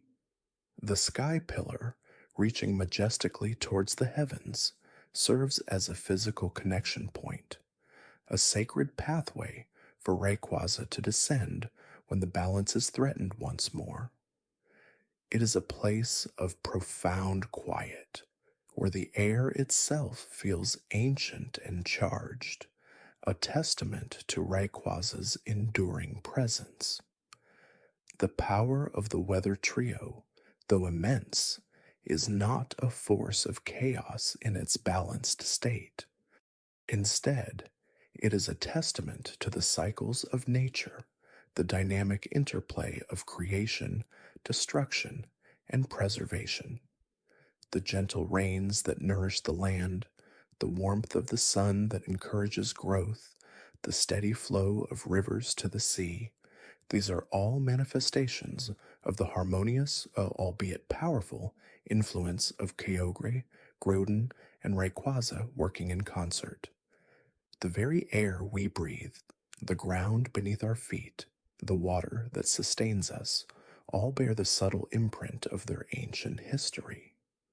The legends serve as a gentle reminder that even the most powerful forces of nature are interconnected, their existence dependent on a delicate equilibrium. The understanding of this balance, the respect for these ancient powers, is deeply ingrained in the culture and folklore of the Hoenn region. The people of Hoenn live in harmony with the land and the sea, aware of the immense forces that shaped their world, and the silent, watchful guardian that keeps the peace. Each breeze, each ripple on the water, each tremor of the earth is a soft whisper of their enduring legacy, a lullaby from the ancient past that cradles the present. As you continue your journey into sleep, allow these images to gently settle in your mind: the vast, serene ocean, the unyielding, quiet strength of the land, and the boundless, watchful sky. Imagine Kyogre in its deep, watery slumber, Groudon resting within the earth's warm embrace, and Rayquaza soaring silently through the celestial expanse. Their story is one of profound balance, of ancient power held in gentle repose, ensuring the steady, rhythmic pulse of the world. The world is safe, held in the gentle, powerful hands of these ancient titans, ensuring a peaceful transition into the quiet depths of sleep, where dreams may unfurl like the gentle currents of the deep ocean or rise like the slow, steady growth of ancient mountains. Rest deeply, knowing that the world continues its gentle, ancient rhythm, guided by forces both immense and profoundly peaceful. The whispers of their legend are not confined to the grand narratives of creation and conflict, but also permeate the smaller, subtler aspects of Hoenn's natural world. Consider the Hoenn region's unique climate, a tapestry woven from Kyogre's influence over the vast oceans and Groudon's shaping of the terrestrial landscape. The often humid air, the frequent but rarely destructive rainfall patterns, and the fertile volcanic soils all speak to the enduring touch of these titanic Pokémon. Even the shifting weather patterns that are a hallmark of Hoenn, from sudden downpours to brilliant sunshine, can be seen as echoes of their ancient dance, now softened and harmonized by Rayquaza's overarching presence. It's as if the very atmosphere itself remembers the intensity of their clashes, now expressing it in more subdued, yet still dynamic ways. The Hoenn region's diverse ecosystems are another testament to their legacy. The abundant marine life, from the smallest plankton to the largest wailord, thrives in waters nurtured and expanded by Kyogre. The vast deserts, rugged mountains, and lush forests that crisscross the land find their origins in Groudon's ceaseless shaping of the earth. And the soaring bird Pokémon, the aerial insects, and even the drifting clouds themselves exist within the realm that Rayquaza watches over, the boundless sky. Each species, each habitat, is a tiny thread in the grand tapestry woven by the weather trio, a living, breathing testament to their ancient and ongoing influence. Even the architecture and cultural practices of the Hoenn people subtly reflect their reverence for these ancient beings. The curved roofs of some traditional buildings might evoke the gentle swell of a wave, a silent homage to Kyogre's dominion. The strong, solid foundations of others, built to withstand the elements, mirror Groudon's unyielding strength, and the frequent open air structures, allowing for a connection with the vast expanse above, subtly acknowledge Rayquaza's presence in the sky. Festivals and ceremonies often incorporate elements of water, earth, and sky, not just as seasonal markers, but as expressions of deep respect for the forces that shaped their world. The calm, rhythmic chants during these events often speak of balance, of gratitude, and of the enduring peace that allows life to flourish. The legends also speak of unique geological formations within Hoenn that are directly linked to the weather trio. The vast underwater caverns, some said to be so deep they touch the very core of the world, are whispered to be places where Kyogre once rested, its immense body creating passages and chambers of unparalleled grandeur. These abyssal realms, often teeming with bioluminescent life, hold a profound stillness, an ancient quiet that resonates with Kyogre's deep dwelling nature. Similarly, the fiery depths of volcanoes and the immense underground networks of tunnels and caves are sometimes attributed to Groudon's movements, its mighty steps carving out spaces within the Earth's crust. The subterranean worlds, often hot and humid, pulse with a primal energy, a testament to Groudon's volcanic power. And of course, the sky pillar itself, a structure that seems to defy gravity, rising impossibly high, is the most direct physical manifestation of Rayquaza's connection to the heavens, a point where the earthly and celestial realms almost touch. These sites are not merely geographical features, they are sacred spaces, imbued with the very essence of the legendary Pokémon, places where the veil between the mundane and the mythical feels thinnest. The very concept of balance is central to understanding the weather trio. It is not a static state, but a dynamic equilibrium, constantly maintained by the watchful eye of Rayquaza. When Kyogre expanded the seas, Groudon pushed up the land. When Groudon created mountains, Kyogre filled the valleys with water.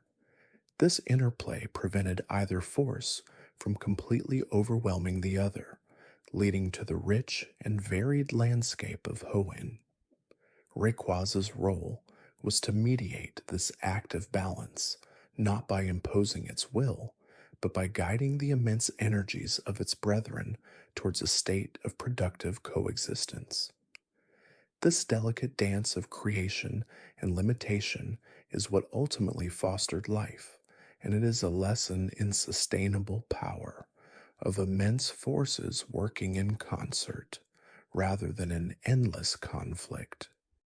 The ancient texts and oral traditions passed down through generations in Hoenn are not merely stories, they are intricate mnemonic devices designed to preserve the knowledge of these catastrophic events and the subsequent restoration of peace. They serve as cautionary tales, reminding future generations of the dangers of unchecked power and the vital importance of maintaining natural harmony. The legends are whispered by elders to children beneath starry skies, their voices soft and hypnotic, imbuing the tales with a sense of timeless wisdom. The rhythmic cadence of these retellings, often accompanied by the gentle sounds of the night, the chirping of cricketune, the distant murmur of the sea, creates an atmosphere conducive to deep listening and internalizing the profound lessons embedded within. The very air in Hoenn seems to carry a subtle hum, an almost imperceptible vibration that speaks of ancient energies held in check. It's a feeling of deep, abiding power, yet also of profound tranquility. This unique atmospheric quality is arguably a lasting legacy of Rayquaza's calming influence, a continuous, gentle presence that permeates the region. The occasional strong winds that sweep across the region, or the soft, persistent mists that cling to the mountainsides, are not signs of impending chaos, but rather the gentle exhalations of a world held in perfect, effortless balance. They are reminders that immense power can be wielded with grace and subtlety. The true strength lies not in domination, but in fostering equilibrium. The creatures that inhabit Hoenn also embody aspects of the Weather Trio's influence.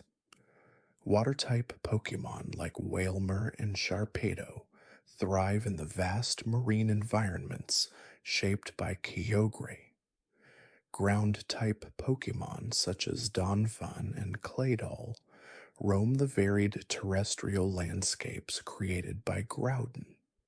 And flying-type Pokémon like Swellow and Altaria soar through the boundless skies, watched over by Rayquaza.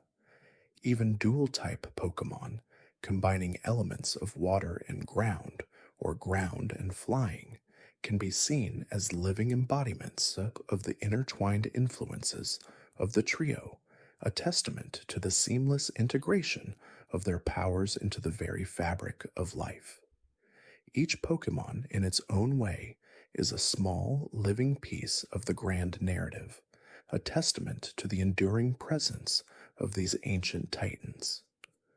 The profound stillness that sometimes descends upon Hoenn, particularly in the quiet hours of dawn or dusk, is another manifestation of this ancient peace.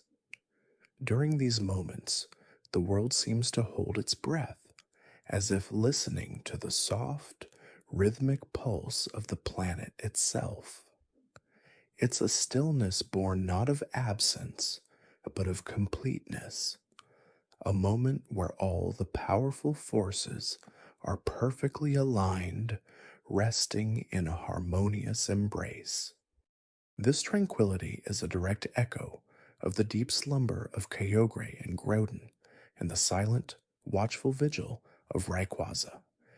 It's an invitation to pause, to breathe deeply, and to feel the gentle, reassuring presence of a world held in perfect, ancient balance.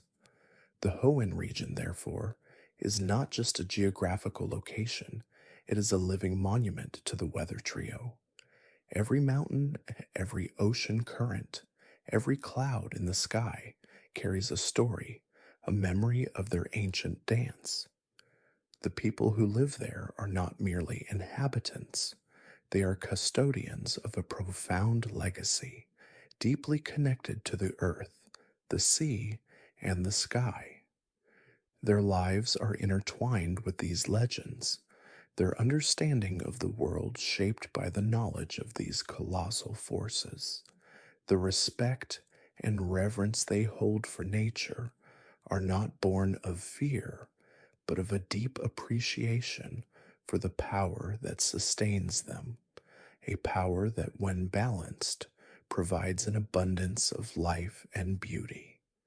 As your mind drifts further into the peaceful realm of sleep, imagine the vastness of the Hoenn oceans, teeming with life, a testament to Kyogre's life-giving waters.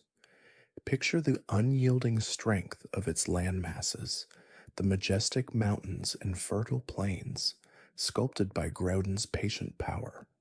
And finally, envision the endless, clear blue sky above, a silent, watchful canopy where Rayquaza soars in eternal vigil, ensuring the gentle rhythm of the world.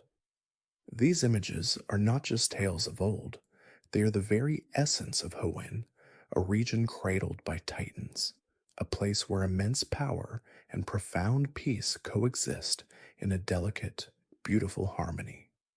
The story of Kyogre, Groudon, and Rayquaza is a soothing reminder that even the most formidable forces can, in their proper alignment, bring about the most serene and life-sustaining balance. Let this narrative of ancient power and enduring peace guide you into the deepest, most restorative sleep, where dreams may reflect the boundless calm of the ocean, the unwavering stability of the earth, and the serene expanse of the sky. The world's ancient rhythm gently carries you now into a peaceful slumber, knowing that the balance is held and all is well. And as you surrender to that gentle rhythm, we can delve a little deeper into the intricacies of their individual roles, understanding how each entity, in its unique dominion, contributes to the grand tapestry of Hoenn. Consider Kyogre, the colossal sea basin Pokémon, whose very existence is a testament to the boundless mysteries of the deep. Its body, a magnificent azure, resembles a massive orca, yet its sheer scale and the glowing patterns that ripple across its skin speak of a power far beyond any conventional creature. Its primary ability, Drizzle, is not just a game mechanic. It's a representation of its innate capacity to summon torrential rain, a power that shaped oceans and carved out the very coastlines of Hoenn. Imagine a time when land was scarce, when volcanic activity dominated the nascent planet.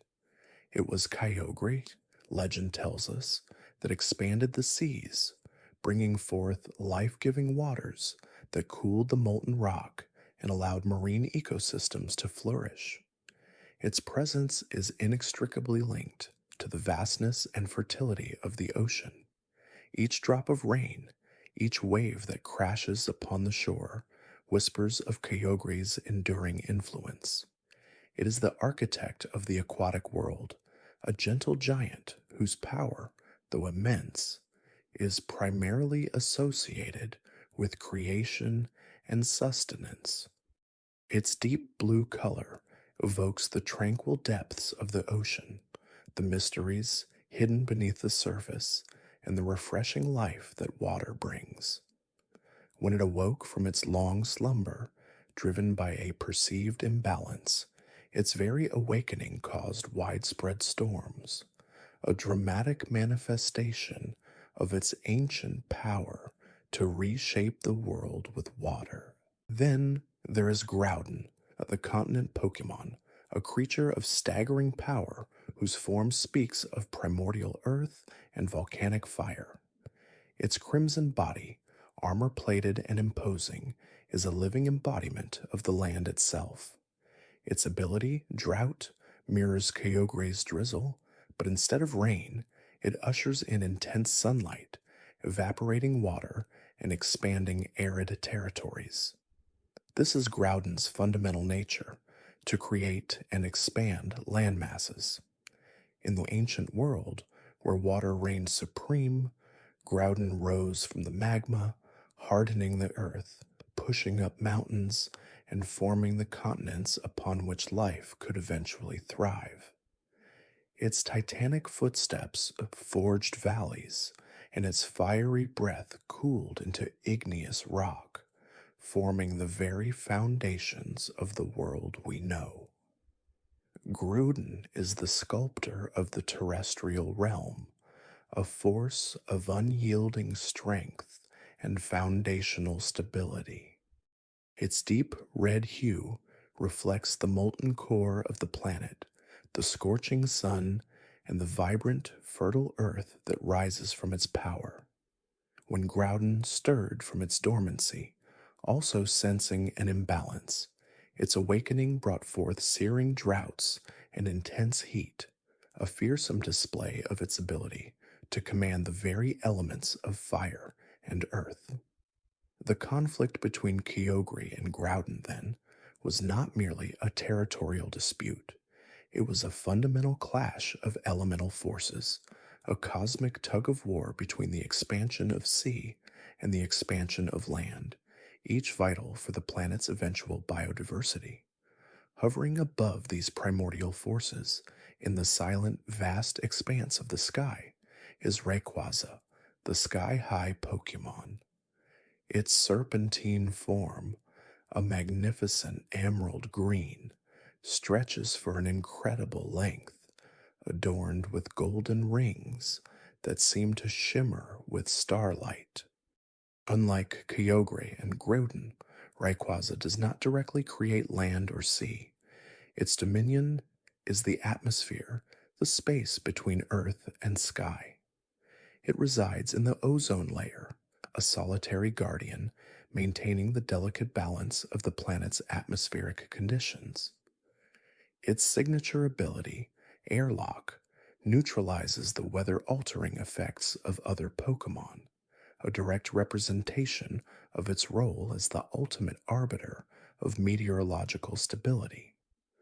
Rayquaza is the peacemaker, the one who descends from the heavens when the elemental titans below threaten to tear the world apart.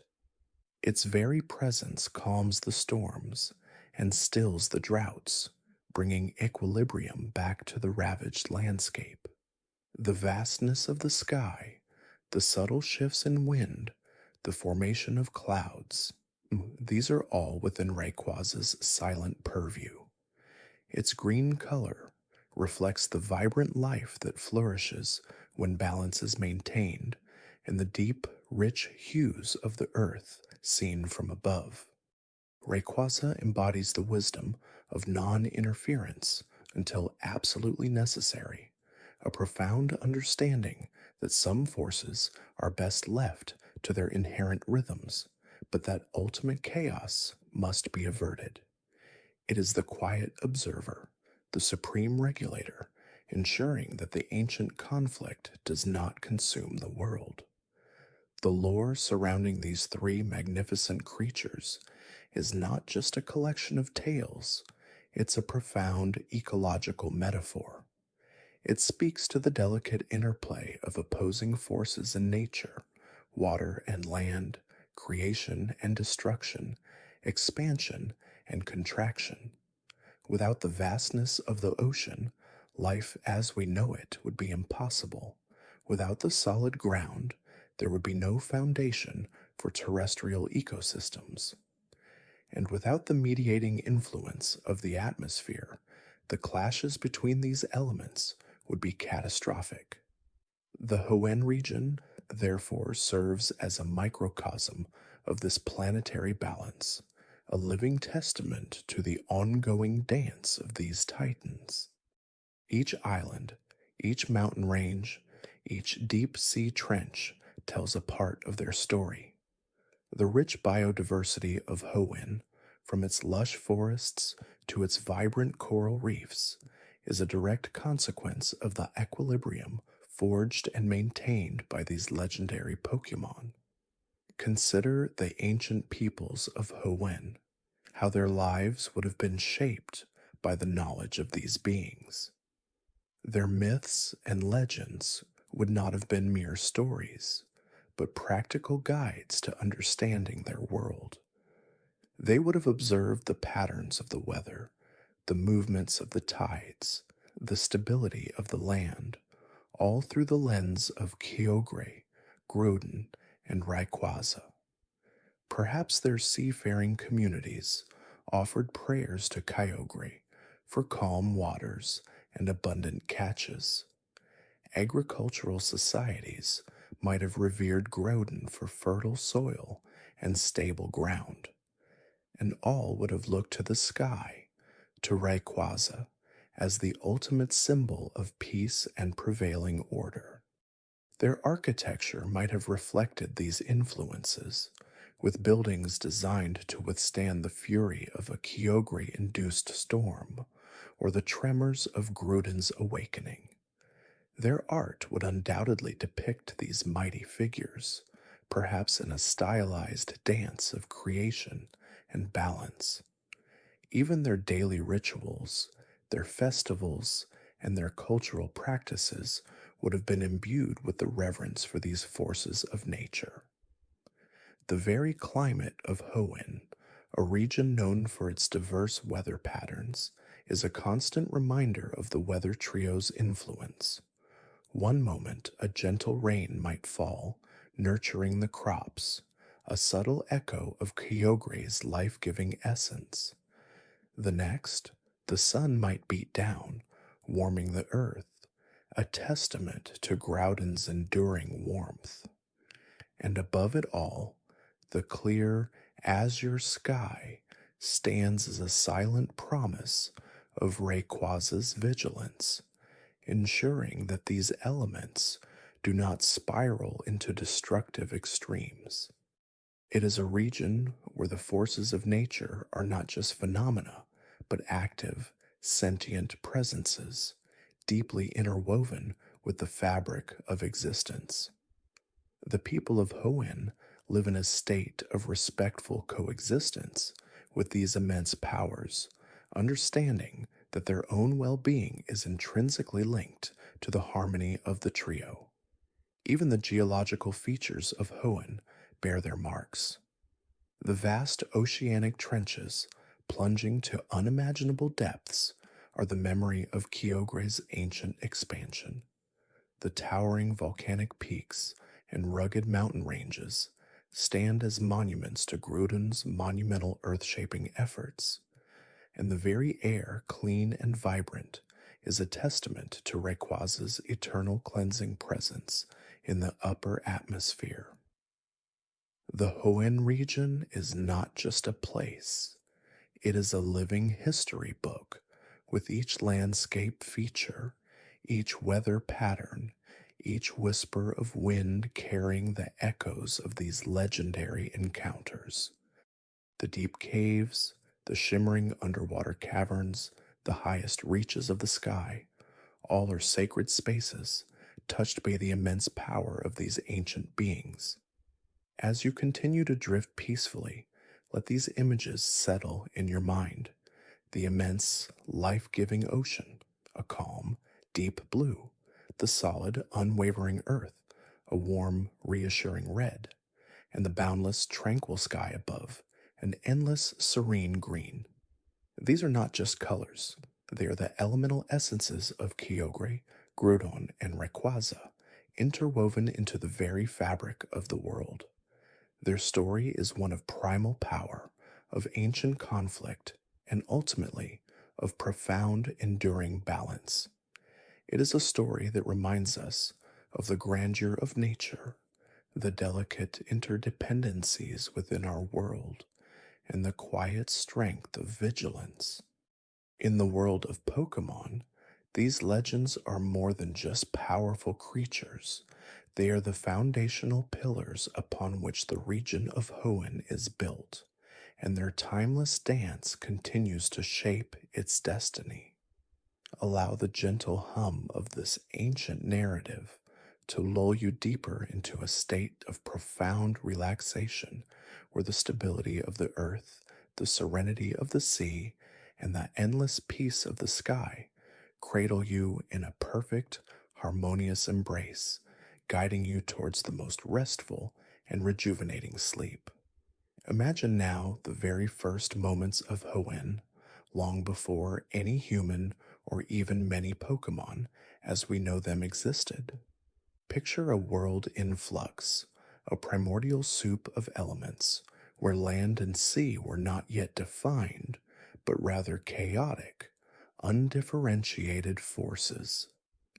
In this nascent state, two immense energies began to coalesce, drawn together by a fundamental opposition, yet also by an undeniable connection.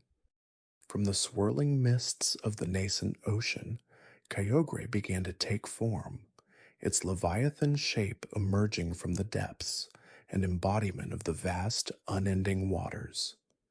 And from the molten core of the nascent planet, Groudon arose, a colossal terrestrial titan, its body glowing with the heat of the Earth's very creation. These two titans, born of opposing elements, immediately asserted their dominion, each striving to shape the world in its own image. Kyogre, with its immense power over precipitation and the very ocean currents, began to expand the seas, causing torrential downpours that would last for eons, slowly but relentlessly submerging nascent land masses. Its intention was not malicious, but simply the expression of its inherent nature to bring forth the boundless deep. Groudon, in turn, with its command over magma and seismic activity, began to push forth new continents, raising towering mountains and vast plains from the depths, drying the sodden earth with intense heat and light. Its drive was to create solid ground, a stable foundation upon which life could eventually thrive.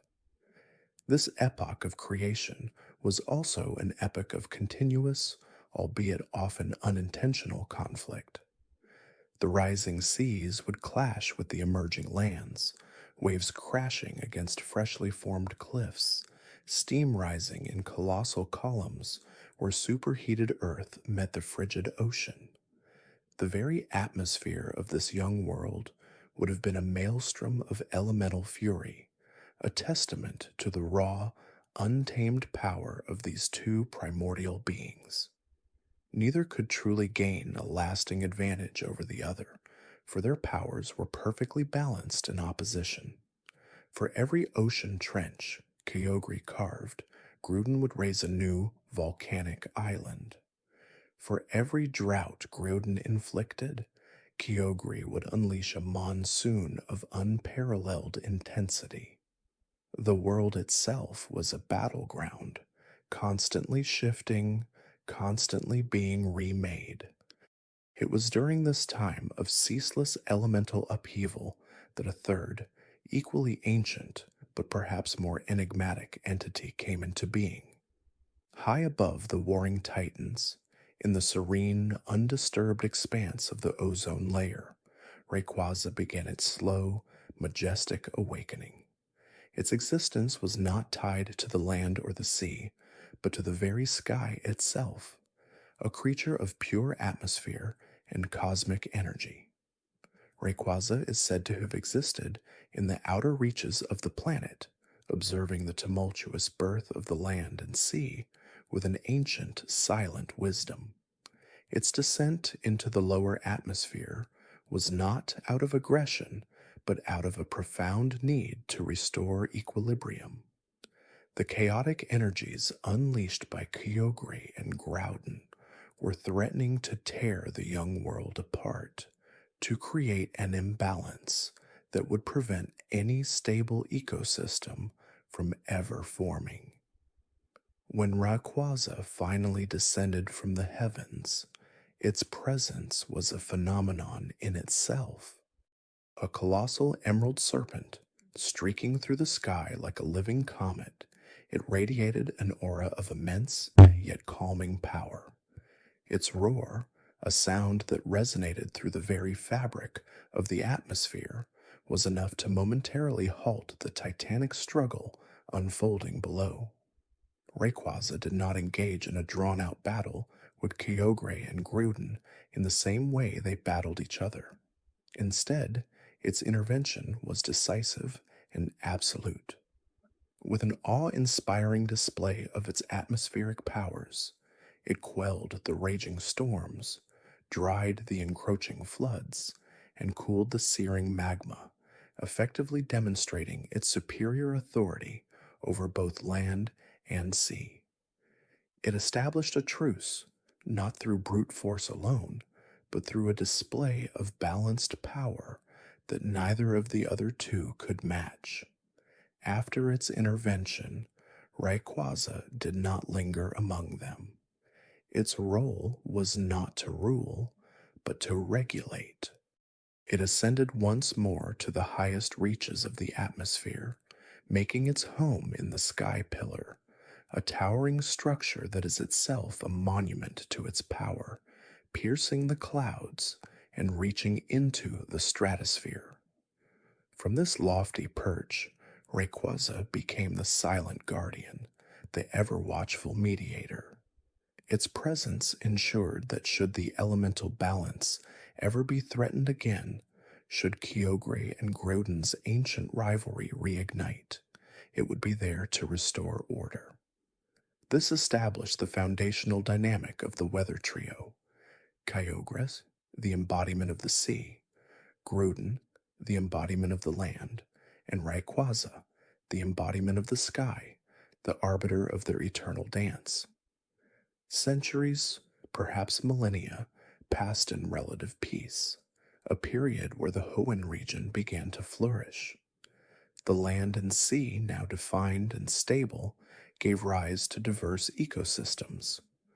Life, both plant and animal, began to thrive in this new, balanced world.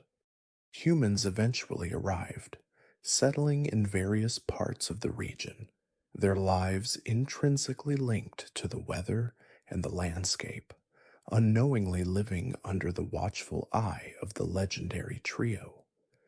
They built cities on Groudon's plains, fished in Kyogre's oceans, and gazed up at Rayquaza's sky, their myths and legends slowly beginning to form around these unseen yet ever present forces. However, the peace was not destined to last forever. There would come a time, long after the initial creation, when the balance would be threatened once more. This era is perhaps the most well known part of their lore, recounted in ancient Hoenn legends and passed down through generations. It speaks of a period when human ambition and technological advancements began to disturb the delicate equilibrium. Specifically, it refers to a time when humans, seeking to harness Kyogre's immense power, or perhaps inadvertently awakening it through their activities, caused it to stir from its deep slumber. Similarly, Groudon, sensing a shift in the world's natural order, or perhaps also awakened by human interference, or the stirrings of its ancient rival, also began to resurface. The details of what precisely triggered this reawakening are shrouded in the mists of time, but the consequences were devastating. Kyogre, now empowered by its primal reversion, a state where it reverts to its true, ancient form, began to expand the oceans once more, bringing forth relentless rain and colossal tidal waves that threatened to submerge entire land masses. Its body, glowing with primal energy, would have been an awe-inspiring and terrifying sight, a true force of nature unleashed. Simultaneously, Groudon, also in its primal reversion, erupted from the earth, its body ablaze with magma, radiating intense heat that caused widespread droughts, dried up rivers, and expanded deserts. Its very presence would have made the air shimmer, turning fertile lands into barren wastes. The Hoenn region was plunged into an apocalyptic scenario, a repeat of the primordial chaos, but this time with sentient life caught in the crossfire. Cities were inundated, farmlands scorched, and the very climate of the region was thrown into utter disarray. The people of Hoenn, helpless against such colossal forces, could only watch in despair as their world crumbled around them. They prayed, they sought refuge, and they remembered the ancient legends, the stories of the emerald serpent that had once quelled the Titans. It was during this time of utter desperation that Rayquaza was once again called upon. Its awakening was not a gentle one. The immense disturbance in the land and sea, the sheer magnitude of the elemental conflict, resonated through the atmosphere, drawing the sky-high Pokémon from its long slumber atop the sky pillar. When Rayquaza descended this time, it was not merely to observe or to gently mediate. The world was on the brink, and a more decisive, more powerful intervention was required. The legends tell of Rayquaza undergoing its own transformation, achieving a state known as Mega Evolution, a temporary yet incredibly potent surge of power that allows it to fully unleash its ancient potential. This mega evolution was triggered not by a human made megastone, but by the very planet's overwhelming natural energy, specifically the immense atmospheric energy that had accumulated around it in the ozone layer over countless millennia. The Emerald Dragon, now even more resplendent and powerful, its form crackling with energy, descended into the heart of the raging conflict. The battle that ensued, though brief in the grand scale of time, was monumental. Rayquaza, with its mastery over the atmosphere, stood as the ultimate counter to both primal Kyogre's storms and primal Groudon's heat. Its attacks would have been swift and devastating, capable of neutralizing the extreme weather patterns unleashed by the other two. It did not seek to destroy them, but to subdue them, to force them back into their slumbers. The sheer power radiating from the mega-evolved Rayquaza was enough to overwhelm the primal energies of Kyogre and Groudon, compelling them to retreat, to once again enter their deep, restorative sleeps, one in the abyssal depths, the other in the fiery heart of the earth. With the Titans subdued, the extreme weather subsided, and the world began its slow, arduous process of healing. Rayquaza, having fulfilled its role as the ultimate arbiter, ascended back to the Sky Pillar, resuming its eternal vigil. This event solidified its position as the undisputed leader of the Weather Trio, the one who holds the ultimate balance. The Hoenn region, though scarred, began to recover, and its people carried the memory of this cataclysmic event, reinforcing their deep respect and reverence for these legendary Pokémon. They learned a valuable lesson about the dangers of disturbing the natural order and the immense power that lies dormant beneath and above their world. Now, in the contemporary era, the legends of Kyogre, Groudon, and Rayquaza continue to shape the culture and beliefs of Hoenn. Their presence is felt in the very air, the very soil, and the very waters. Even the Pokémon League champion, Stephen Stone, a renowned geologist, studies the ancient stones and energies of the region, gaining a deeper understanding of the Earth's history and the legendary Pokémon intertwined with it. The ancient organizations of Team Aqua and Team Magma, though misguided in their pursuit of expanding either land or sea, are nevertheless driven by a distorted understanding of these legends, believing they can harness or influence these titans to achieve their goals, proving that the influence of the Weather Trio is still very much alive and potent. Their actions in the modern era serve as a stark reminder of the delicate balance and the potential for chaos should these ancient powers be reawakened without the guiding hand of Rayquaza. As you continue to relax, picturing these titanic forces, remember that their stories are not just tales of immense power, but also of balance, of ecological harmony, and of the profound interconnectedness of all things. The deep ocean currents that drift peacefully, the solid ground beneath your feet, and the vast, silent expanse of the sky above are all subtle echoes of their enduring presence. Their tale is a timeless reminder that even the most immense and primal forces of nature are part of a larger, intricate design, and that true power often lies not in domination, but in the maintenance of equilibrium. Let these thoughts guide you into a deeper, more profound state of rest, a gentle drifting into the peaceful embrace of timeless lore. The elemental forces of Hoenn, Now, in harmonious slumber, watch over your quiet repose, ensuring tranquility and peace. The very air you breathe, infused with the subtle energy of these ancient legends, carries whispers of their influence. Consider the unique ecological systems of Hoenn, a region renowned for its diverse landscapes, from scorching deserts to lush, tropical seas. This incredible biodiversity is not merely a coincidence. It is a direct result of the primordial shaping performed by Kyogre and Groudon and the subsequent stabilization by Rayquaza.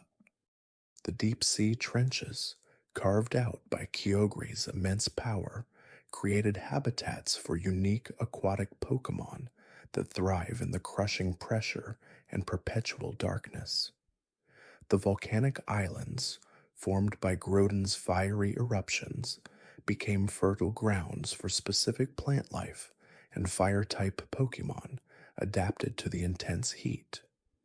Rayquaza, in its role as the sky's guardian, ensured that weather patterns, while sometimes extreme, generally maintained a rhythm that allowed both land and sea to flourish without completely overwhelming the other. Think of the way rain falls in Hoenn, sometimes in gentle drizzles, other times in torrential downpours. This is a direct testament to Kyogre's lingering presence, its power to summon rain still echoing through the atmosphere. The way the earth rumbles softly in the distance, a subtle tremor that sometimes precedes a shift in the tectonic plates, is a whisper of Groudon's massive form slumbering deep within the planet's core. In the clear, star-filled nights, where the celestial bodies seem impossibly close, are a silent acknowledgement of Rayquaza's constant watchful gaze from the upper atmosphere. These are not mere weather phenomena. They are the subtle, constant interactions of the elemental forces woven into the very fabric of Hoenn. The ancient civilizations of Hoenn, long before the modern cities and technologies, understood this profound connection. Their architecture, often featuring intricate carvings depicting the three legendary Pokémon, spoke of their reverence.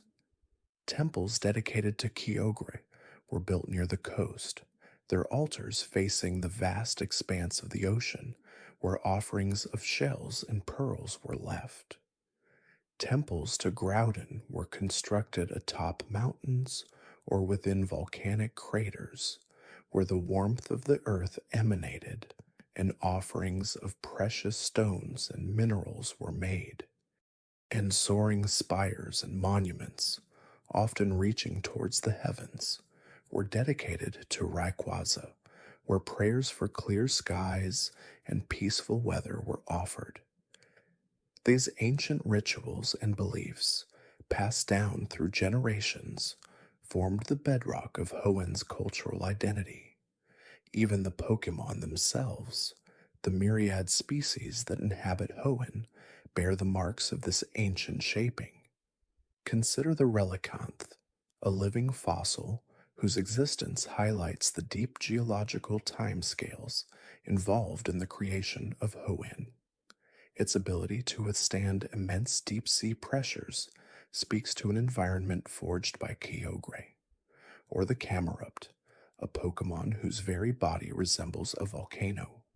A creature intrinsically linked to the fiery, land-shaping energies of Groudon.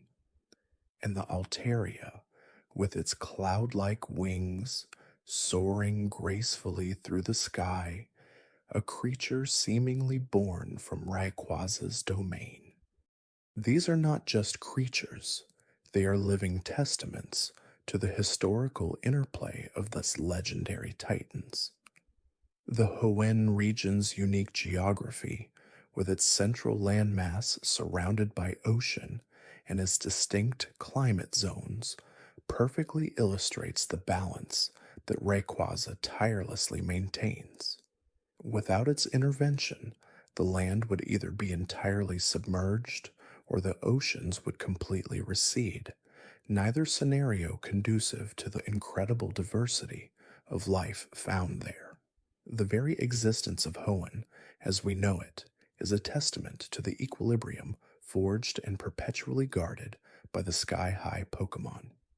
It is said that when Kyogre and Groudon truly awaken, their forms take on an even more terrifying and primal appearance. This is their primal reversion, a state where they reclaim their original, untamed power, drawing directly from the primordial energy that shaped the world. Primal Kyogre, with his body glowing with an electrifying blue, becomes even more colossal, its control over water absolute, capable of summoning storms of unimaginable fury. Primal Groudon, ablaze with molten rock, its body radiating intense heat, grows in size and strength, its dominion over land becoming absolute, able to expand continents with a single stomp.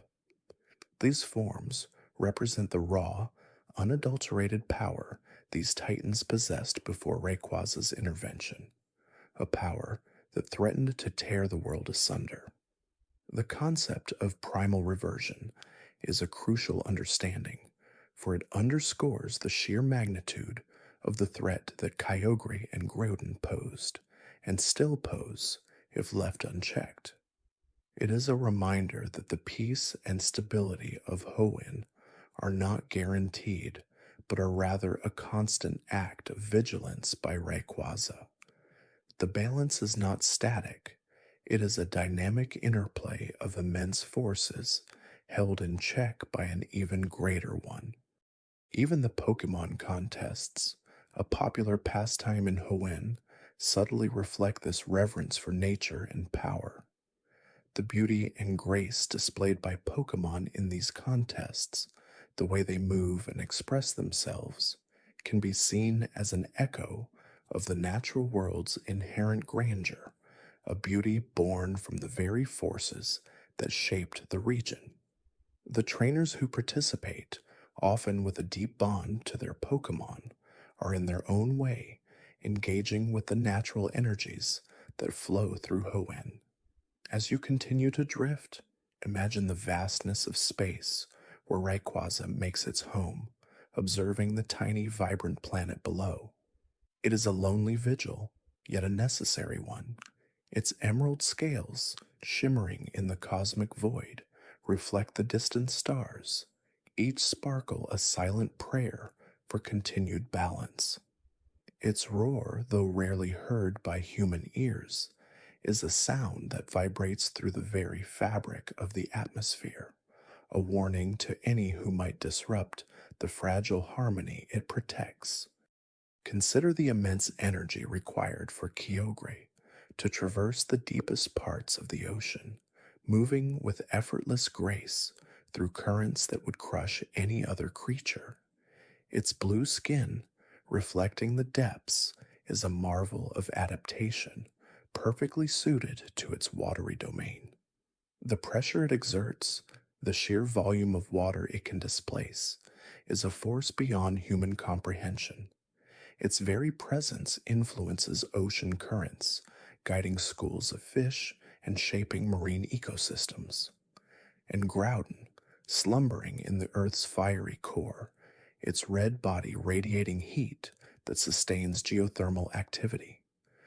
The sheer weight of the Earth above it, the molten rock that surrounds it, are mere trifles to its immense power. Its movements, even in sleep, can cause tremors that ripple through the land, reminding everyone of its dormant strength. The mountains and valleys, the deserts and plains, are all testaments to its ancient work, monuments to its power. The legend of the Weather Trio is not merely a tale of three powerful creatures. It is a foundational myth that explains the very existence and nature of the Hoenn region. It is a scientific principle expressed through narrative, explaining geology, oceanography, and meteorology in a way that resonates deeply with the human spirit. It speaks to the fundamental forces that govern our world, forces that are both awe inspiring and terrifying. Let these thoughts gently carry you into a state of profound relaxation. The images of these magnificent beings, their immense power, and their eternal dance of balance are now etched softly into your mind. Feel the gentle sway of the ocean, the firm embrace of the earth, and the boundless freedom of the sky, all harmonized by the ancient legends. Allow the quiet whispers of Hoenn's history to lull you into a peaceful slumber, knowing that the world, even in its grandest and most powerful aspects, ultimately seeks a state of equilibrium. Sleep deeply, surrounded by the echoes of these timeless guardians. The Emerald Dragon watches over the slumbering titans, and they, in turn, watch over the world. Rest now in the gentle embrace of their ancient story. The silent vigil of Rayquaza, high above the world, is a constant reminder of this delicate balance. Its emerald scales, shimmering in the cosmic void, reflect the distant stars, each sparkle a silent prayer for continued balance. Its roar, though rarely heard by human ears, is a sound that vibrates through the very fabric of the atmosphere, a warning to any who might disrupt the fragile harmony it protects. Consider the immense energy required for Kyogre to traverse the deepest parts of the ocean, moving with effortless grace through currents that would crush any other creature. Its blue skin, reflecting the depths, is a marvel of adaptation, perfectly suited to its watery domain. The pressure it exerts, the sheer volume of water it can displace, is a force beyond human comprehension. Its very presence influences ocean currents, guiding schools of fish and shaping marine ecosystems. And Groudon, slumbering in the Earth's fiery core, its red body radiating heat that sustains geothermal activity. The sheer weight of the Earth above it, the molten rock that surrounds it, are mere trifles to its immense power. Its movements, even in sleep, can cause tremors that ripple through the land, reminding everyone of its dormant strength. The mountains and valleys, the deserts and plains, are all testaments to its ancient work, monuments to its power. The legend of the Weather Trio is not merely a tale of three powerful creatures. It is a foundational myth that explains the very existence and nature of the Hoenn region. It is a scientific principle expressed through narrative, explaining geology, oceanography, and meteorology in a way that resonates deeply with the human spirit. It speaks to the fundamental forces that govern our world, forces that are both awe-inspiring and terrifying. Let these thoughts gently carry you into a state of profound relaxation. The images of these magnificent beings, their immense power, and their eternal dance of balance are now etched softly into your mind. Feel the gentle sway of the ocean, the firm embrace of the earth, and the boundless freedom of the sky, all harmonized by the ancient legends. Allow the quiet whispers of Hoenn's history to lull you into a peaceful slumber, knowing that the world, even in its grandest and most powerful aspects, ultimately seeks a state of equilibrium. Sleep deeply, surrounded by the echoes of these timeless guardians. The Emerald Dragon watches over the slumbering titans, and they, in turn, watch over the world. Rest now in the gentle embrace of their ancient story. The Hoenn region itself is a living testament to this grand, primordial struggle.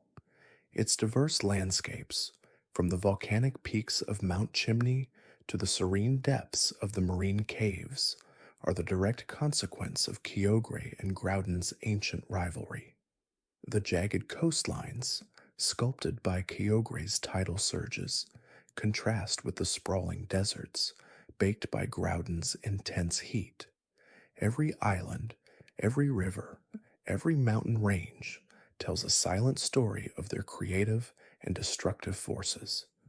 Even the climate, with its cycles of rain and sun, is an echo of their past interactions, a memory etched into the very air. Consider the geological formations of Hoenn.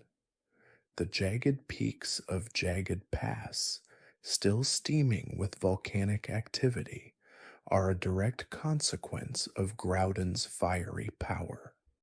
The rich, fertile soil found in certain valleys, however, speaks to the life-giving properties of Kyogre's influence, where ancient floods receded, leaving behind nutrient-rich sediment. The underwater caverns and trenches, home to unique marine life, are remnants of Kyogre's vast dominion, carved out by its immense form moving through the nascent oceans. The sheer scale of these transformations is staggering, far beyond the capabilities of any ordinary force of nature. These aren't just natural occurrences, they are the intentional, albeit often furious acts of colossal beings. The concept of primal reversion, a state where Kyogre and Groudon return to their original, more powerful forms, further underscores their primordial nature. This isn't an evolution in the conventional sense, but rather a regression to an ancestral state, a shedding of the limitations imposed by long periods of dormancy. In their primal forms, their power is amplified beyond measure, their very presence warping the environment around them. Primal Kyogre's ability to summon torrential rain that evaporates on contact with the ground, or Primal Groudon's power to create blinding sunlight that evaporates water, are not just powerful attacks, they are fundamental alterations of the meteorological and hydrological cycles, a temporary return to the chaotic, world-shaping epic. This return to a primal state, however, is not without consequence. It is precisely the surge of uncontrolled power that awakens Rayquaza from its slumber. The sky-high Pokémon, the ancient arbiter of balance, is drawn by the overwhelming energies unleashed by its brethren. Its role is not to choose a side, but to restore equilibrium, to quell the storms and contain the fiery rage. It is the natural world's immune system responding to an imbalance that threatens to unravel the fabric of existence. Its ascent from the ozone layer, a streak of emerald fire against the heavens, is a sight that inspires both awe and fear, for it signifies a moment of ultimate crisis and ultimate salvation. The lore also subtly touches upon the human element within this grand narrative. Ancient civilizations, witnessing these cataclysms, developed mythologies and rituals to appease these titans. The structures found across Hoenn, such as the sealed chamber or the various ruins, are not just architectural marvels. They are monuments to these attempts at understanding and influencing the primordial forces. They represent humanity's earliest attempts to live in harmony with, or at least survive in the presence of, beings of such immense power. The very act of naming these creatures, of telling their stories, is a way for humanity to grapple with the incomprehensible, to bring order to the chaos of creation. Even the modern understanding of these Pokémon, as documented in the Pokédex, reflects their deep historical significance. The Pokédex entry for Kyogre speaks of its power to expand the seas, to bring forth rain that nourishes life. Groudon's entry describes its ability to expand the land masses, to create continents from the depths, and Rayquaza's entry highlights its role as the balancer, the one who descends from the ozone layer to quell their disputes. These aren't just observations, they are summaries of millennia of observed phenomena, condensed into concise statements of fact. Imagine the sheer volume of water Kyogre can manipulate. Not just a storm, not just a flood, but the literal expansion of oceans, the reshaping of coastlines. Picture the enormity of its body moving through the abyss, its bioluminescent markings glowing like distant stars in the deep, guiding unseen currents, influencing the very chemistry of the water. Its cry, a deep, resonant hum, reverberates through the deepest trenches, a sound that has perhaps never been truly heard by a living being, but rather felt as a tremor in the very fabric of the sea. It is a creature of immense solitude, yet its actions profoundly affect every drop of water on the planet, and Groudon, a being of pure geological force. Imagine the heat emanating from its body, not just radiating warmth, but actively altering the temperature of the Earth's crust. Its slumbering form is a natural geothermal plant, powering volcanic activity, shaping tectonic plates. When it stirs, the very ground trembles, not from an earthquake, but from the movement of a titan. Its roar, a deep, guttural rumble, is felt through the soles of your feet, a sound that resonates through the bedrock, shaking mountains and splitting valleys.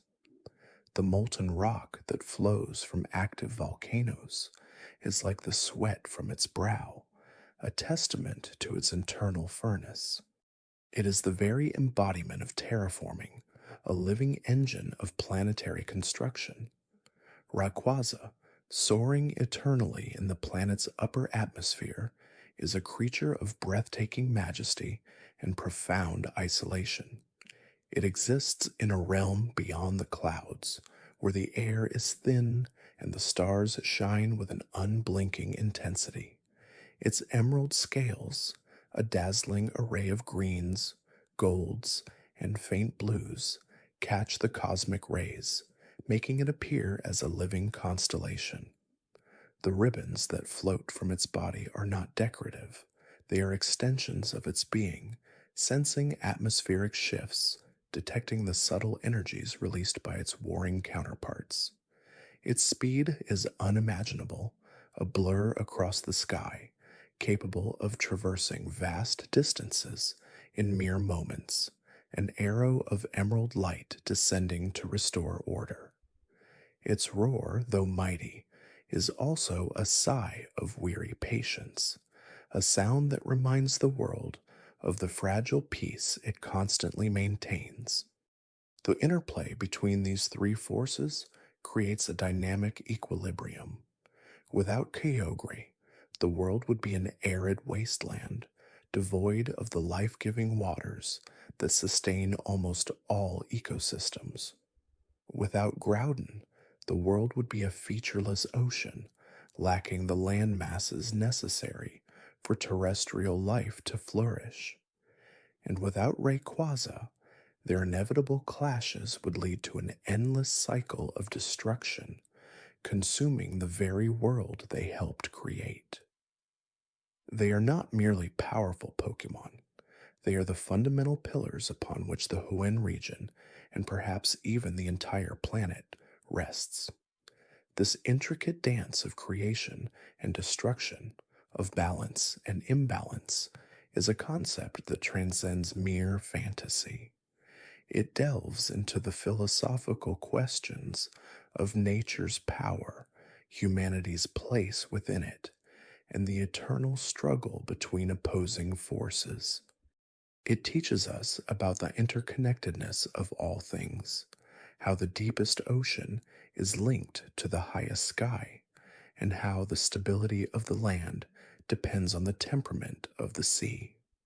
As you drift further into sleep, let these ancient tales soothe your mind.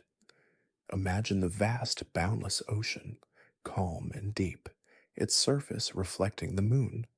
Feel the solid, reassuring embrace of the earth beneath you, warm and still, and picture the endless sky above, dotted with stars, where an emerald dragon silently watches over all. The world is vast, ancient, and filled with wonders beyond comprehension, yet within its grandest stories lies a profound sense of order and peace. The legends of Kyogre, Groudon, and Rayquaza are not just stories. They are lullabies of creation, whispering tales of balance and harmony into the quiet night. Let their power guide you into the deepest, most tranquil sleep, knowing that even the most colossal forces of nature ultimately seek a state of serene equilibrium. Good night. Good night. As your thoughts begin to quiet, let's delve a little deeper into the very essence of these titanic beings, understanding not just their physical attributes, but the philosophical underpinnings that make them so captivating. Kyogre, with its immense mass and graceful movements through the deepest trenches, embodies the concept of fluidity and boundless potential. Its very existence is a testament to the life-giving properties of water, the universal solvent, the element that cradles nascent life and sculpts the very face of continents over eons. Imagine the gentle, rhythmic sway of the ocean, a lullaby millions of years in the making, a vast, interconnected network of currents and thermal vents, each a tiny ecosystem thriving in the dark. Kyogre is the heart of this immense aquatic world, its pulses echoing through the abyssal plains and shallow reefs alike. Its ability to summon torrential downpours and expand the seas is not an act of aggression in itself, but rather an expression of its fundamental nature, a return to a primal state where water reigns supreme. It seeks to reclaim what it perceives as its dominion, to envelop the world in its cool, soothing embrace, a world teeming with aquatic life, where light filters softly through the surface, creating an ethereal glow in the depths.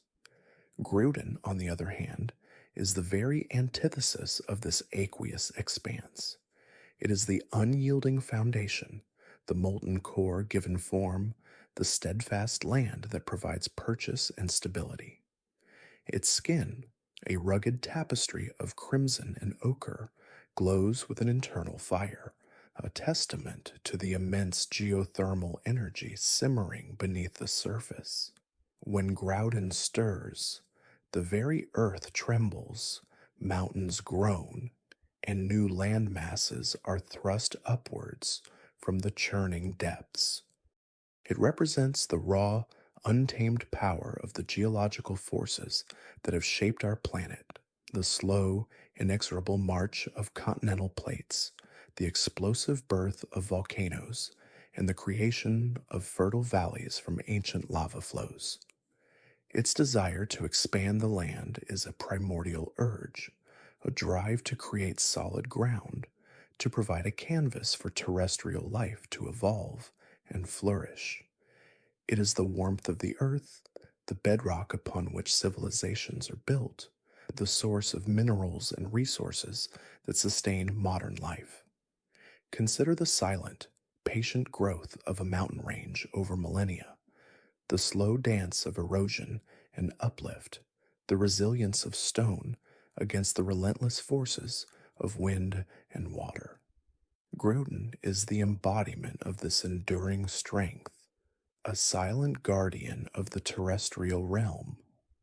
Rayquaza, soaring high above them all, is the perfect intermediary, the ethereal bridge between these two elemental titans. It is the breath of the world, the atmospheric currents, the sheer unbridled power of the heavens.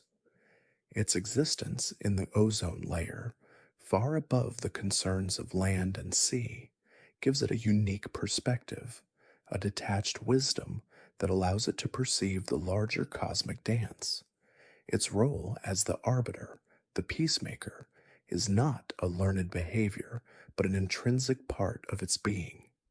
It understands that unchecked expansion by either Kyogre or Groudon would lead to an uninhabitable world, a world of extremes where life, as we know it, could not endure.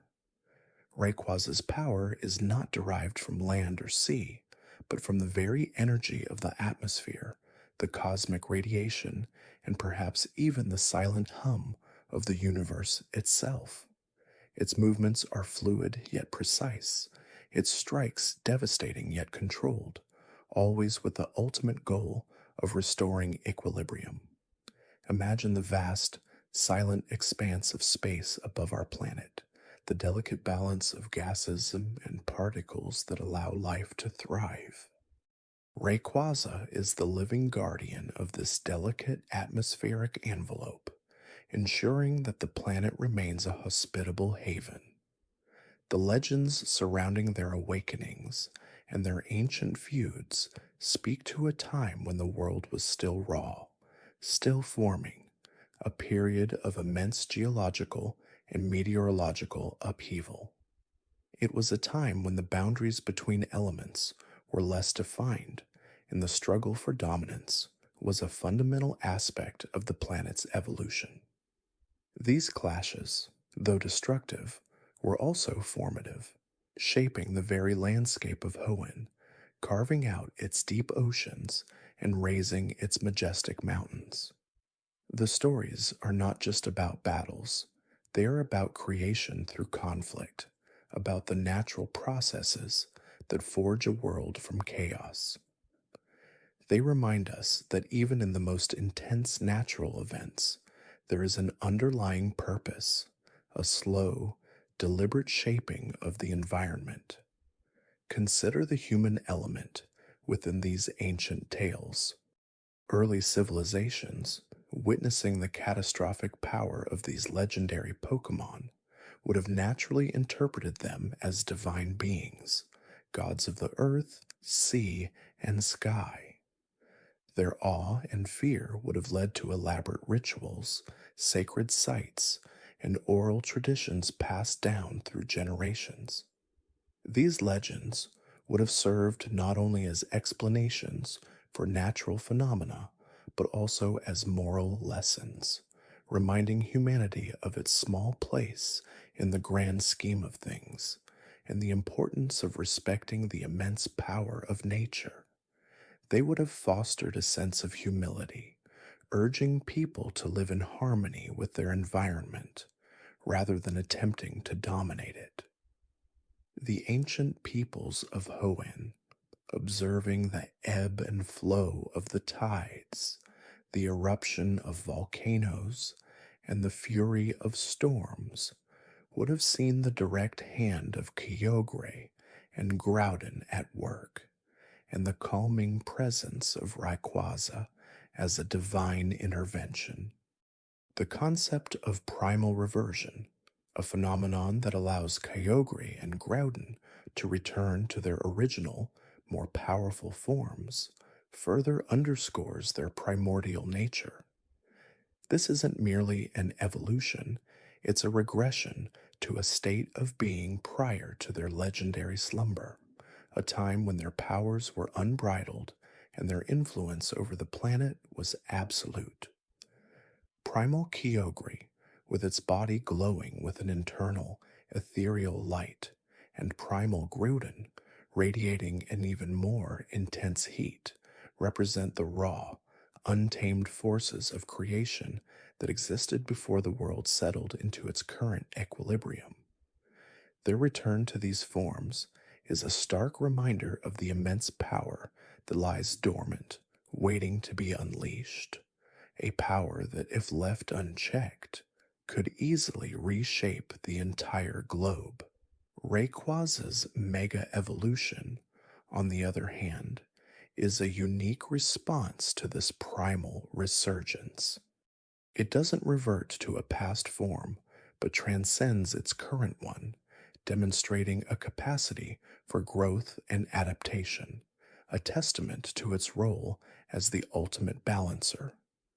Mega Rayquaza, with its enhanced power and even more formidable appearance, is the necessary counterforce, the ultimate expression of atmospheric and cosmic energy, capable of suppressing even the primal might of its counterparts. This distinction highlights Rayquaza's unique position.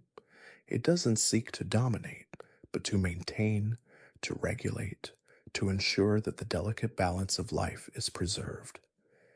Its mega evolution is a symbol of its unwavering commitment to this eternal task. Those three Pokémon are more than just powerful creatures, they are archetypes embodying fundamental forces of nature that resonate deeply within the human psyche. They speak to our ancient fears of floods and droughts, of hurricanes and earthquakes, and our primal desire for stability and order. Their story is a timeless narrative of conflict and resolution, a constant negotiation between opposing forces that ultimately leads to a harmonious, albeit often fragile, existence.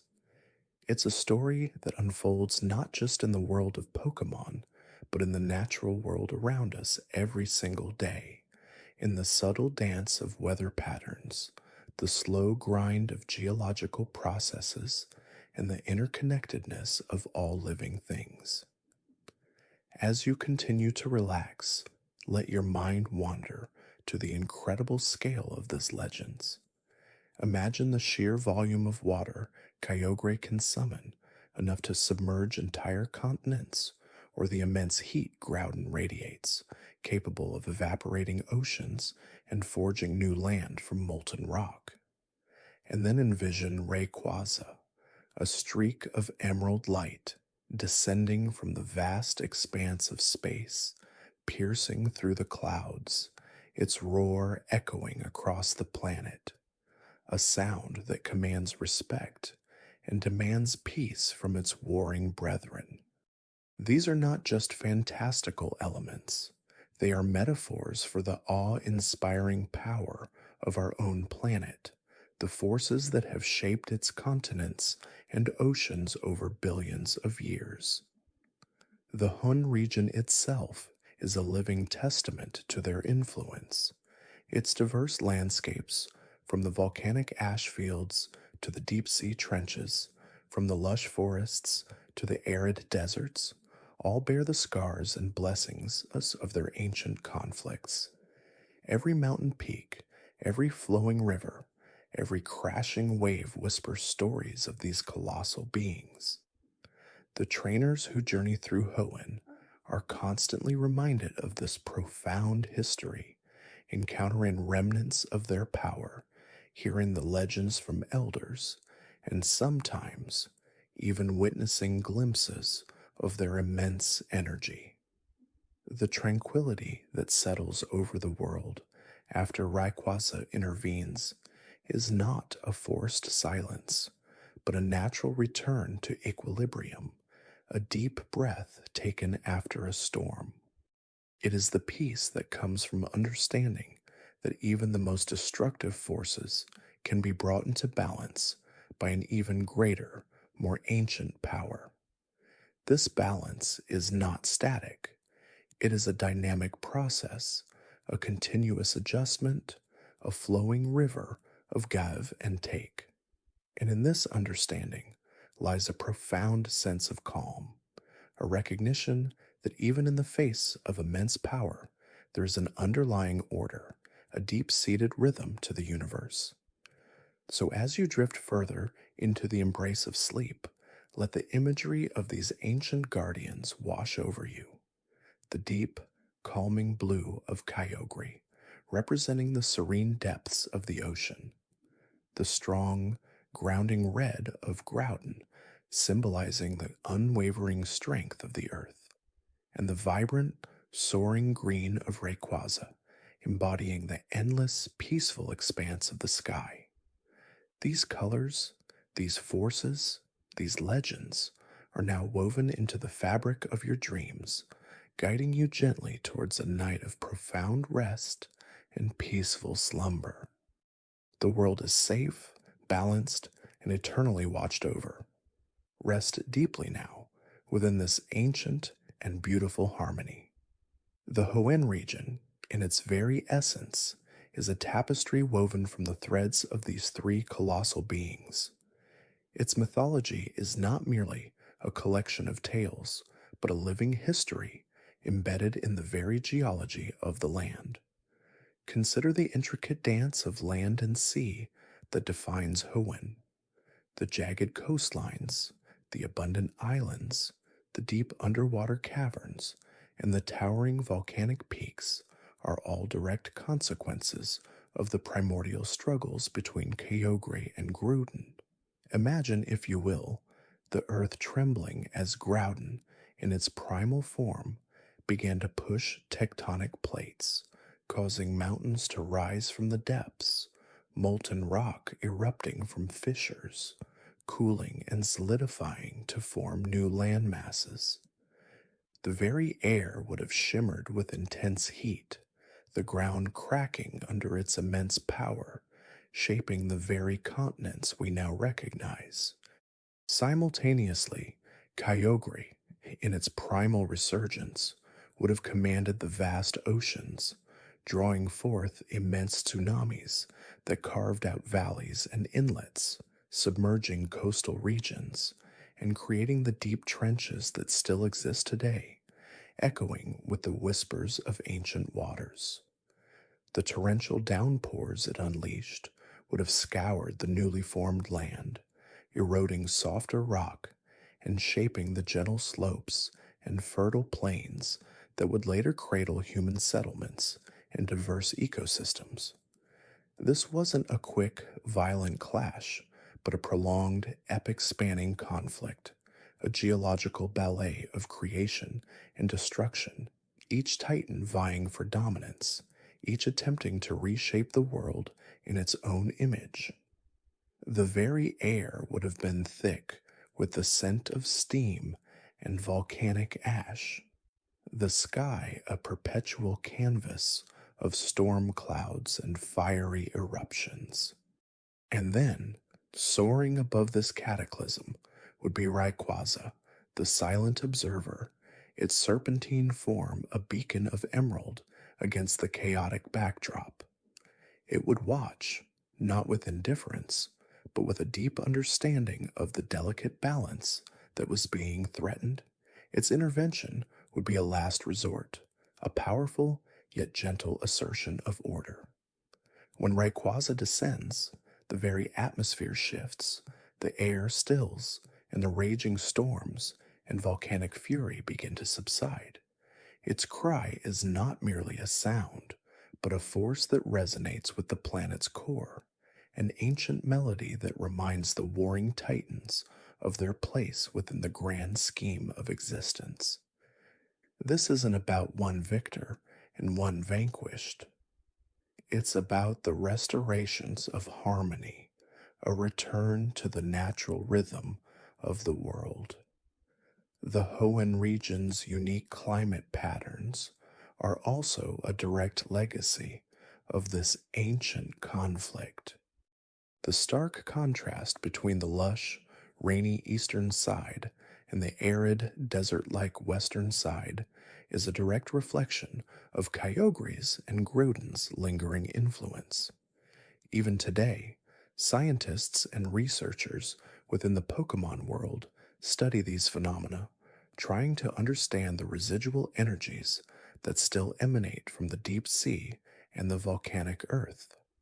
The abundance of water-type Pokémon in the east and ground-type Pokémon in the west is not a mere coincidence.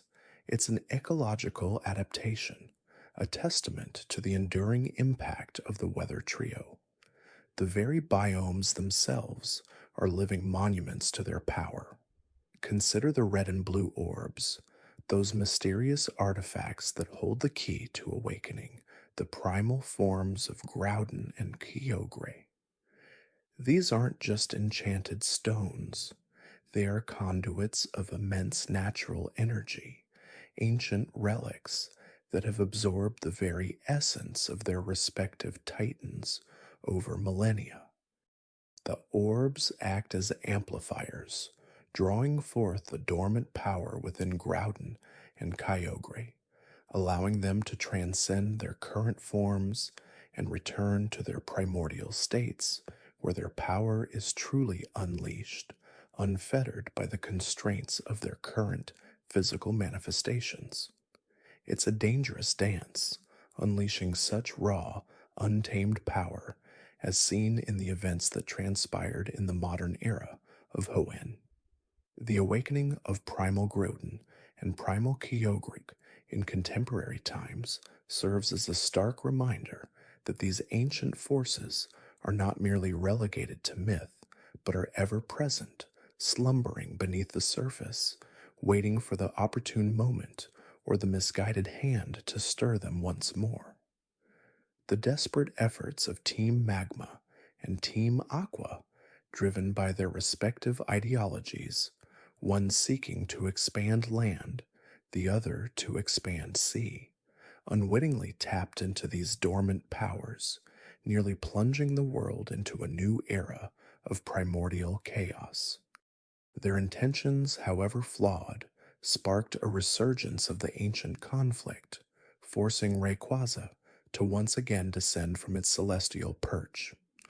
The sky pillar, that ancient crumbling tower reaching towards the heavens, is not just an architectural marvel, it's a sacred site, a testament to the reverence shown to Rayquaza by ancient civilizations.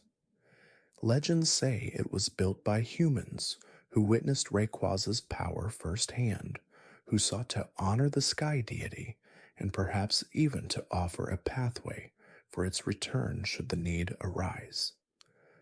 The trials within the sky pillar, the intricate puzzles, and the climb to its summit are designed to test the worthiness of those who seek Rayquaza's audience, ensuring that only those with pure hearts and genuine intentions can stand before the Lord of the skies. It's a place of quiet contemplation, a sanctuary where the echoes of ancient prayers still linger in the wind. The very concept of mega evolution, as it pertains to Rayquaza, adds another layer of profound significance to its role. While other Pokémon require a Megastone and a Keystone, Rayquaza's Mega Evolution is triggered by its mastery of Dragon Ascent, a powerful flying type move. This unique characteristic underscores Rayquaza's inherent connection to the Celestial and its self-sufficiency. It doesn't need an external catalyst in the same way other Pokémon do. Its power is intrinsically linked to its own being, its own understanding of the flow of energy. This further solidifies its position as a being of unparalleled power and wisdom, a true master of the skies and the forces of nature. The deep lore of the Hoenn region, its legends, its geography, and its very ecosystem all point to the undeniable truth that Kyogre, Groudon, and Rayquaza are more than just powerful Pokémon. They are foundational entities, elemental forces that have shaped the very fabric of their world. Their story is a timeless narrative of creation, conflict, and ultimately balance. It's a reminder that even the most destructive forces can be brought into harmony, and that peace, though sometimes fragile, is always attainable through understanding and respect for the natural order. As your thoughts begin to gently unravel and your mind prepares for its journey into dreams, Let the serene images of these titans guide you. The deep, pulsating rhythm of the ocean, the steady, grounding presence of the earth, and the boundless, peaceful expanse of the sky. These elements, eternally intertwined, represent the fundamental forces of our world, and in their balance, we find solace. The ancient whispers of Hoenn's past, carried on the gentle breeze, now mingle with your own breath, guiding you deeper into a state of profound relaxation. The world rests, and so do you, nestled safely within the vast, cosmic embrace of these timeless legends. Their story is complete for now, a lullaby woven from the threads of creation, a promise of peace that extends into the deepest reaches of your slumber. Feel the gentle sway of the ocean, the firm embrace of the earth, and the endless calm of the sky as you drift effortlessly into a night of restorative sleep. The profound influence of Kyogre, Groudon, and Rayquaza extends far beyond their immediate interactions, permeating the very culture and beliefs of the people of Hoenn. Their legends are not merely ancient tales recounted around crackling fires. They are living narratives that inform daily life, shaping traditions, festivals, and even the architectural styles found throughout the region. Imagine the coastal communities, their lives inextricably linked to the ebb and flow of the tides, their fishing boats venturing out onto waters that, according to legend, were sculpted by the very hand of Kyogre. The respect, and perhaps a touch of fear, they hold for the vast ocean is a direct reflection of its colossal architect. They learn to read the subtle shifts in the currents, the changing hues of the water, understanding these as whispers from the deep, reminders of the immense power that lies beneath. Their livelihoods depend on the ocean's bounty, a bounty that Kyogre, in its role as creator of the seas, is seen to both provide and, when angered, reclaim. Thus, rituals and offerings might be performed before long voyages, not to appease a vengeful deity, but to show reverence for the colossal force that governs their watery world.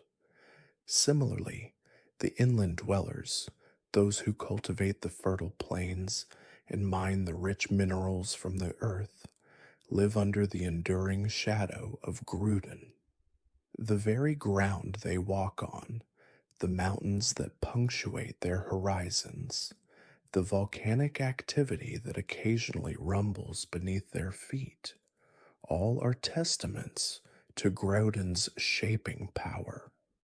Their understanding of agriculture, of geology, of the very stability of their land, is framed by the legend of the continent Pokémon. They might interpret a bountiful harvest as a sign of Groudon's serene slumber, or a sudden tremor as a stirring in its ancient, powerful form. Their farming practices, their mining techniques, even the way they build their homes to withstand the occasional seismic shift, are all implicitly influenced by the deep-seated belief in Groudon's immense power over the land. The earth, to them, is not just inert soil, it is a living entity, an extension of the slumbering titan, and they treat it with the respect due to such a primordial force. And then there is Rayquaza, the silent guardian of the skies, whose presence is felt in the vast, boundless expanse above. While its direct interactions with humanity might be less frequent than those of Kyogre or Groudon, its symbolic importance is perhaps even greater. Rayquaza represents the ultimate balance, the arbiter of peace, the force that keeps the elemental titans in check.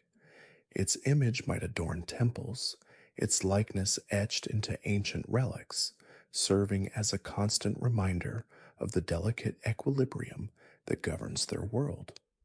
When storms gather or the weather turns turbulent, it is Rayquaza's unseen hand that is often invoked, either in prayer for its intervention or as an acknowledgement of the natural world's majestic, untamed power.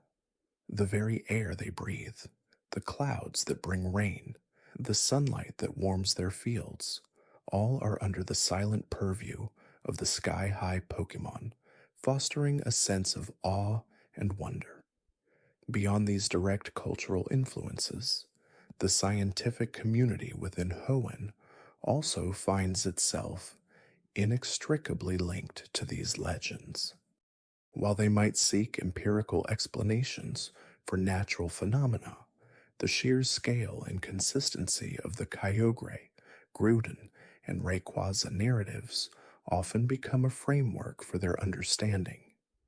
Geologists studying tectonic plates might find themselves pondering the ancient tales of land expansion, looking for evidence of Groudon's colossal movements in the geological record. Oceanographers exploring the deep sea trenches might come across formations that echo the legends of Kyogre's sculpting power, sparking new theories about the formation of the ocean floor.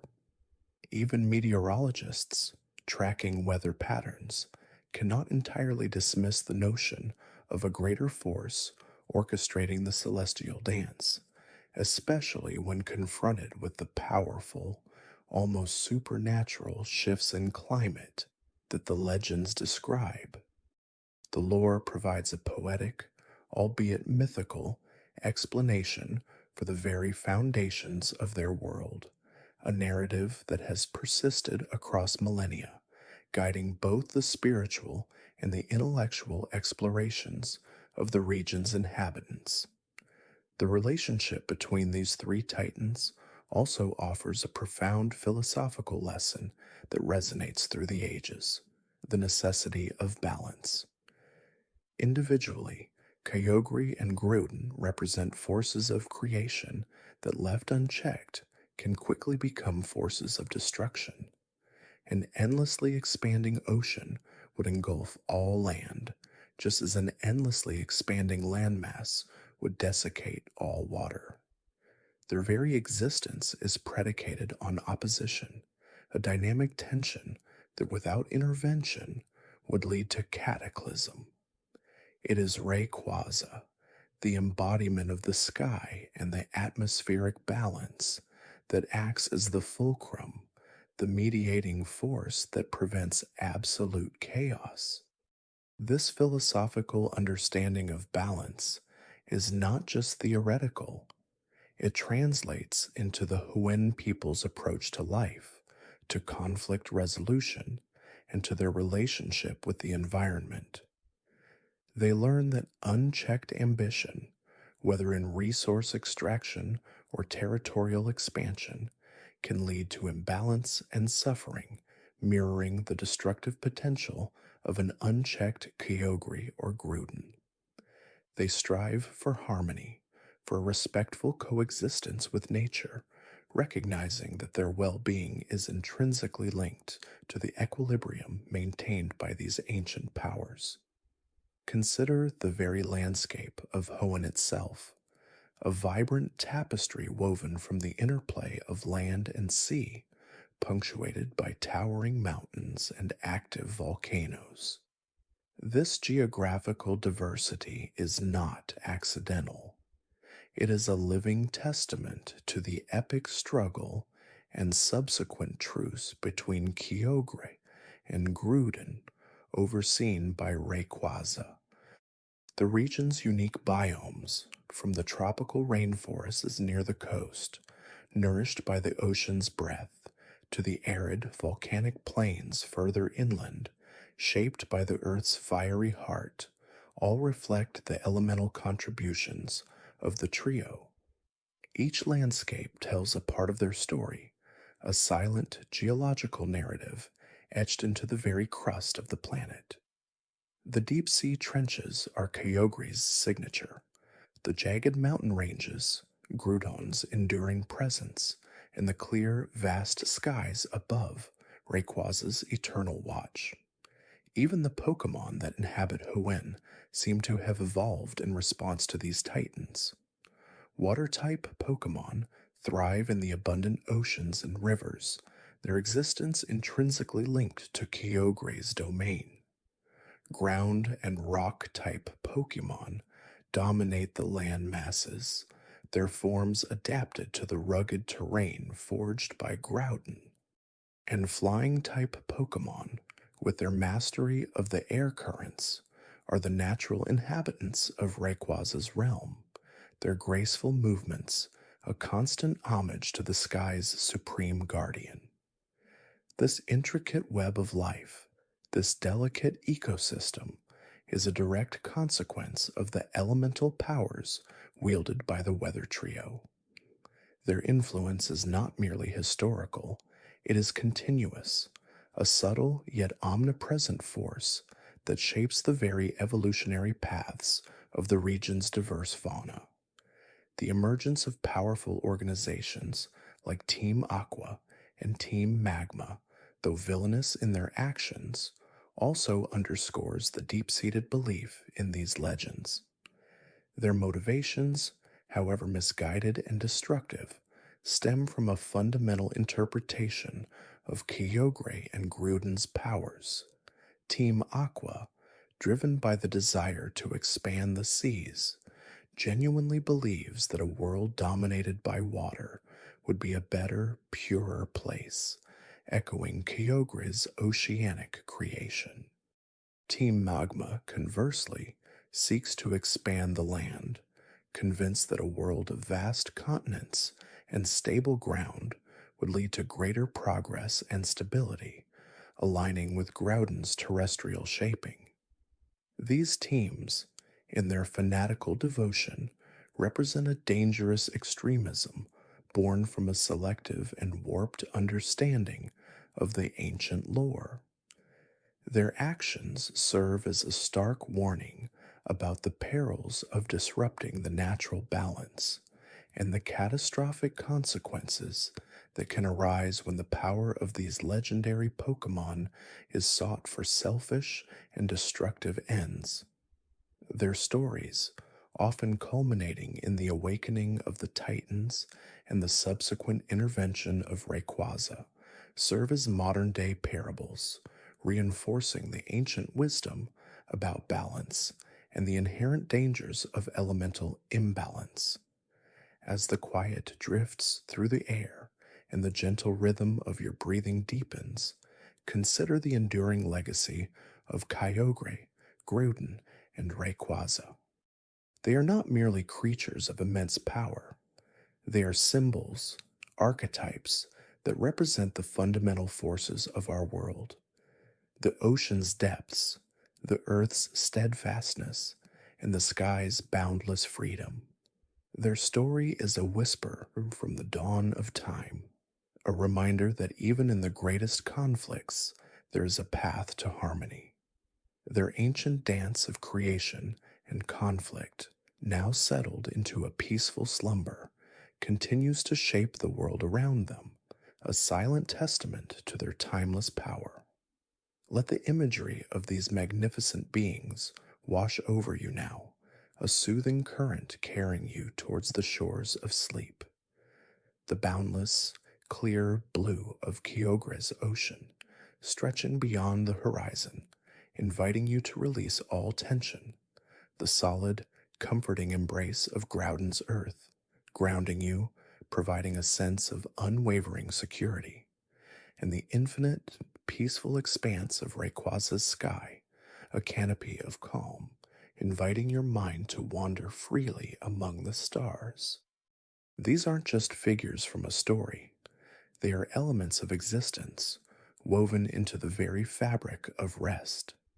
As you feel your awareness softening, imagine yourself gently floating on the currents of these ancient forces, carried effortlessly into a profound and dream-filled sleep. The legends have spoken, the world is at peace, and so are you. The gentle hum of the world continues, a lullaby woven from the whispers of ancient lore. And as your thoughts begin to drift, let's delve a little deeper into the very essence of these colossal beings, exploring the nuances of their existence beyond their legendary battles. Consider first Kyogre, the sea basin Pokémon. Its very name, echoing the depths of the ocean, speaks to its profound connection with water. This magnificent creature, resembling a gigantic blue whale, but infused with an almost ethereal glow, embodies the boundless, life giving, yet sometimes overwhelming power of the sea. Its body, often depicted with glowing red markings that resemble ancient patterns, suggests a deep, primordial energy contained within. These markings, thought by some to be the very runes of creation, pulse with a silent power, a testament to the immense energy it holds. Kyogre's ability to expand the oceans is not merely a display of raw power, it is an act of fundamental creation. The stories tell of how, in its primordial form, it brought forth torrential rains that sculpted the land, filling vast basins and carving out the deep trenches that crisscross the ocean floor. This wasn't a destructive act in its original intent, but rather a shaping, a defining of the world's watery boundaries. Imagine the sheer scale of such an undertaking, the slow, deliberate process of forming entire seas, an act that would have unfolded over eons, each drop of rain a testament to Kyogre's influence. Its movements through the water are said to be so graceful, so fluid, that they cause no ripples in the deepest parts of the ocean, a silent guardian of the abyssal plains. When Kyogre awakens from its slumber, often deep within an undersea cavern, the atmospheric pressure shifts and the air grows heavy with moisture.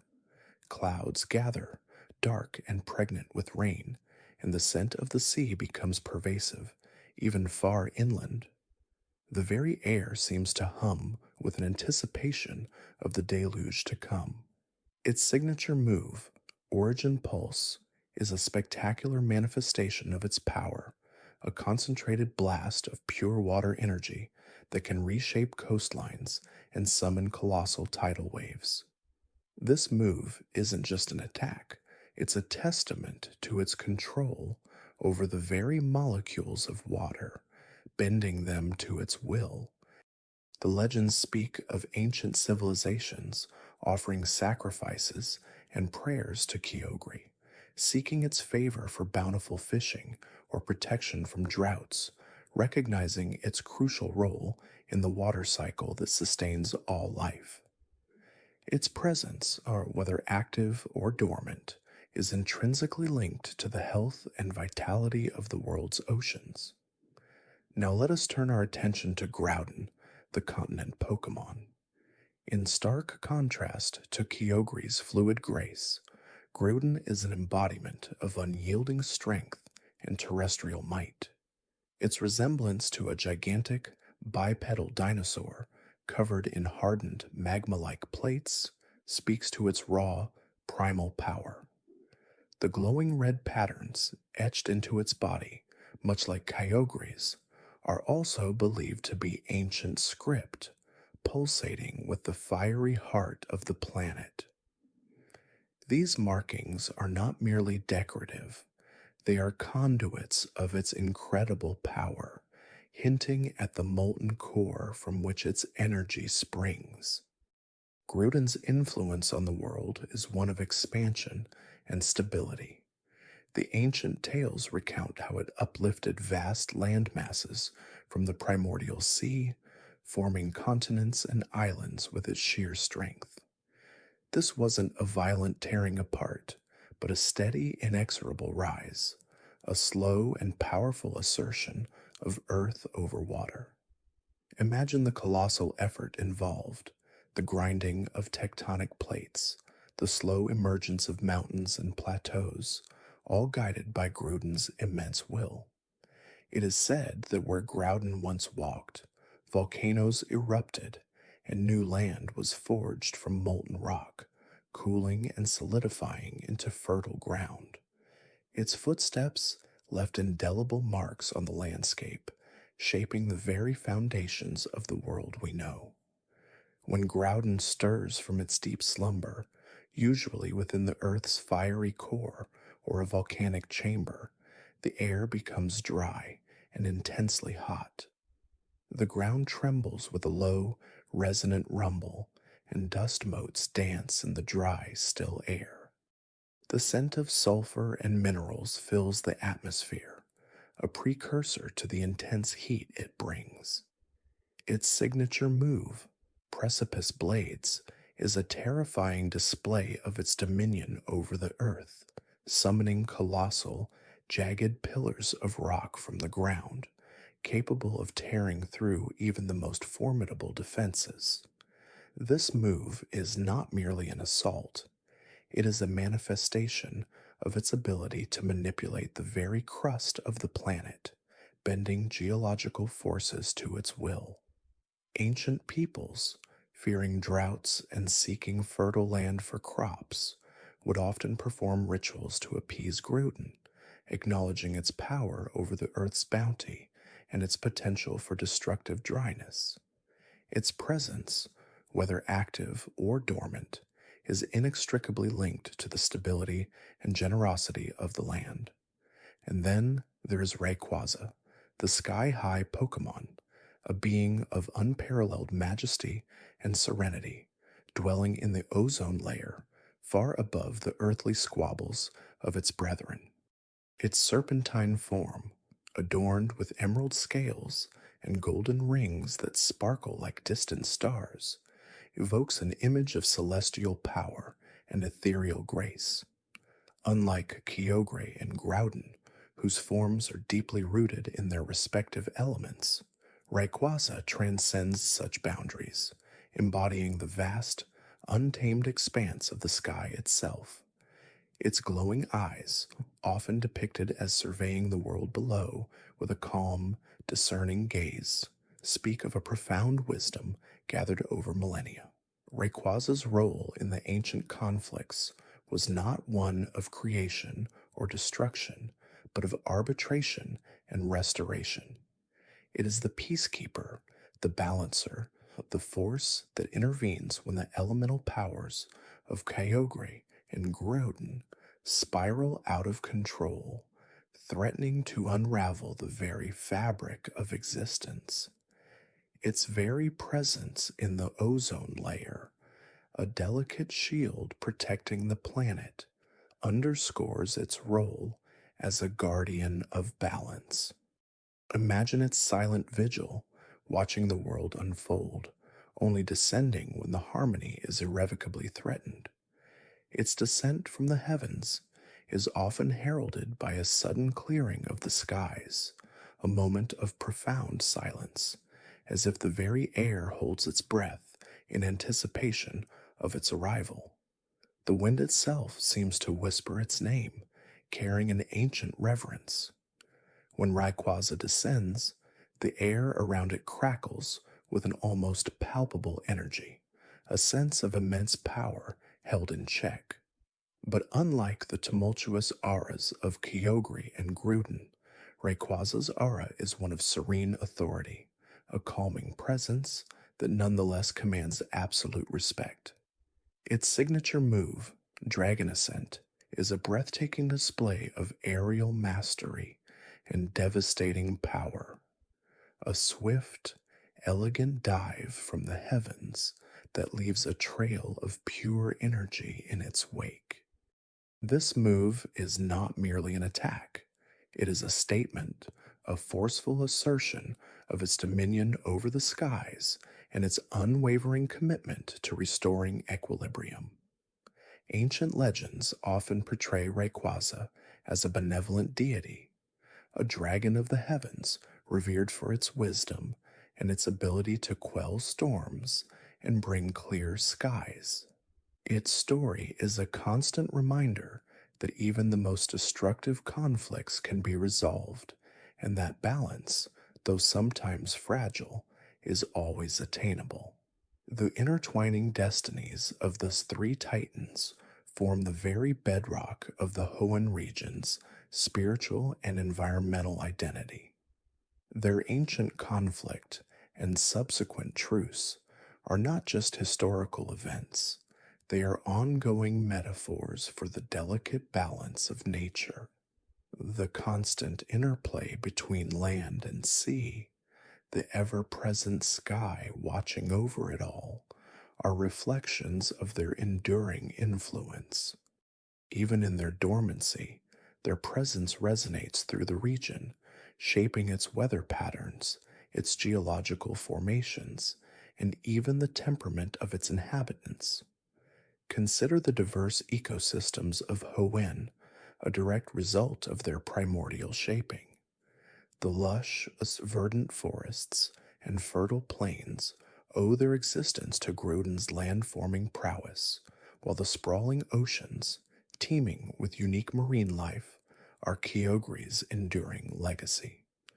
The clear, expansive skies that bless the region most days are a testament to Rayquaza's watchful presence, ensuring that neither extreme of land nor sea overwhelms the other. Every mountain, every river, every stretch of coastline in Hoenn tells a silent story of their ancient dance. The Pokémon indigenous to Hoenn have also evolved in response to these powerful forces. Water-type Pokémon thrive in Kyogre's domain, adapting to the ocean's depths and currents. Ground and rock-type Pokémon are hardy inhabitants of Groudon's realm, resilient against the Earth's tremors and volcanic heat. Flying-type Pokémon soar through Rayquaza's skies, embodying freedom and the vastness of the atmosphere. Even the regional weather patterns, from the sudden downpours to the scorching heat waves, are echoes of the Titan's latent power, reminders of what could be if their balance were to shift once more. The very climate of Hoenn is a delicate dance between the elements, a testament to the precarious peace that Rayquaza enforces. When the balance is disturbed, even slightly, the region can experience extreme weather events, a subtle warning from the forces of nature. Excessive rain or prolonged droughts are whispers of the Titan's discontent, a reminder that their power, though dormant, is never truly absent. These natural phenomena serve as a constant, gentle reminder to the people of Hoenn of their responsibility to maintain harmony with their environment, to respect the elemental powers that shaped their world. As you continue to drift gently, let the images of these magnificent beings settle deeper into your consciousness. The vibrant blues of Kyogre, reflecting the boundless ocean, the fiery reds and earthy browns of Groudon, embodying the steadfast land, and the serene greens and golds of Rayquaza, symbolizing the vast, peaceful sky. These colors, these forms, these elemental powers are not just distant legends, they are woven into the very fabric of the world, and now into the quiet tapestry of your dreams. They are guardians, creators, and balancers, and their story, a symphony of power and peace, continues to echo through the ages, a soothing balm for the weary mind.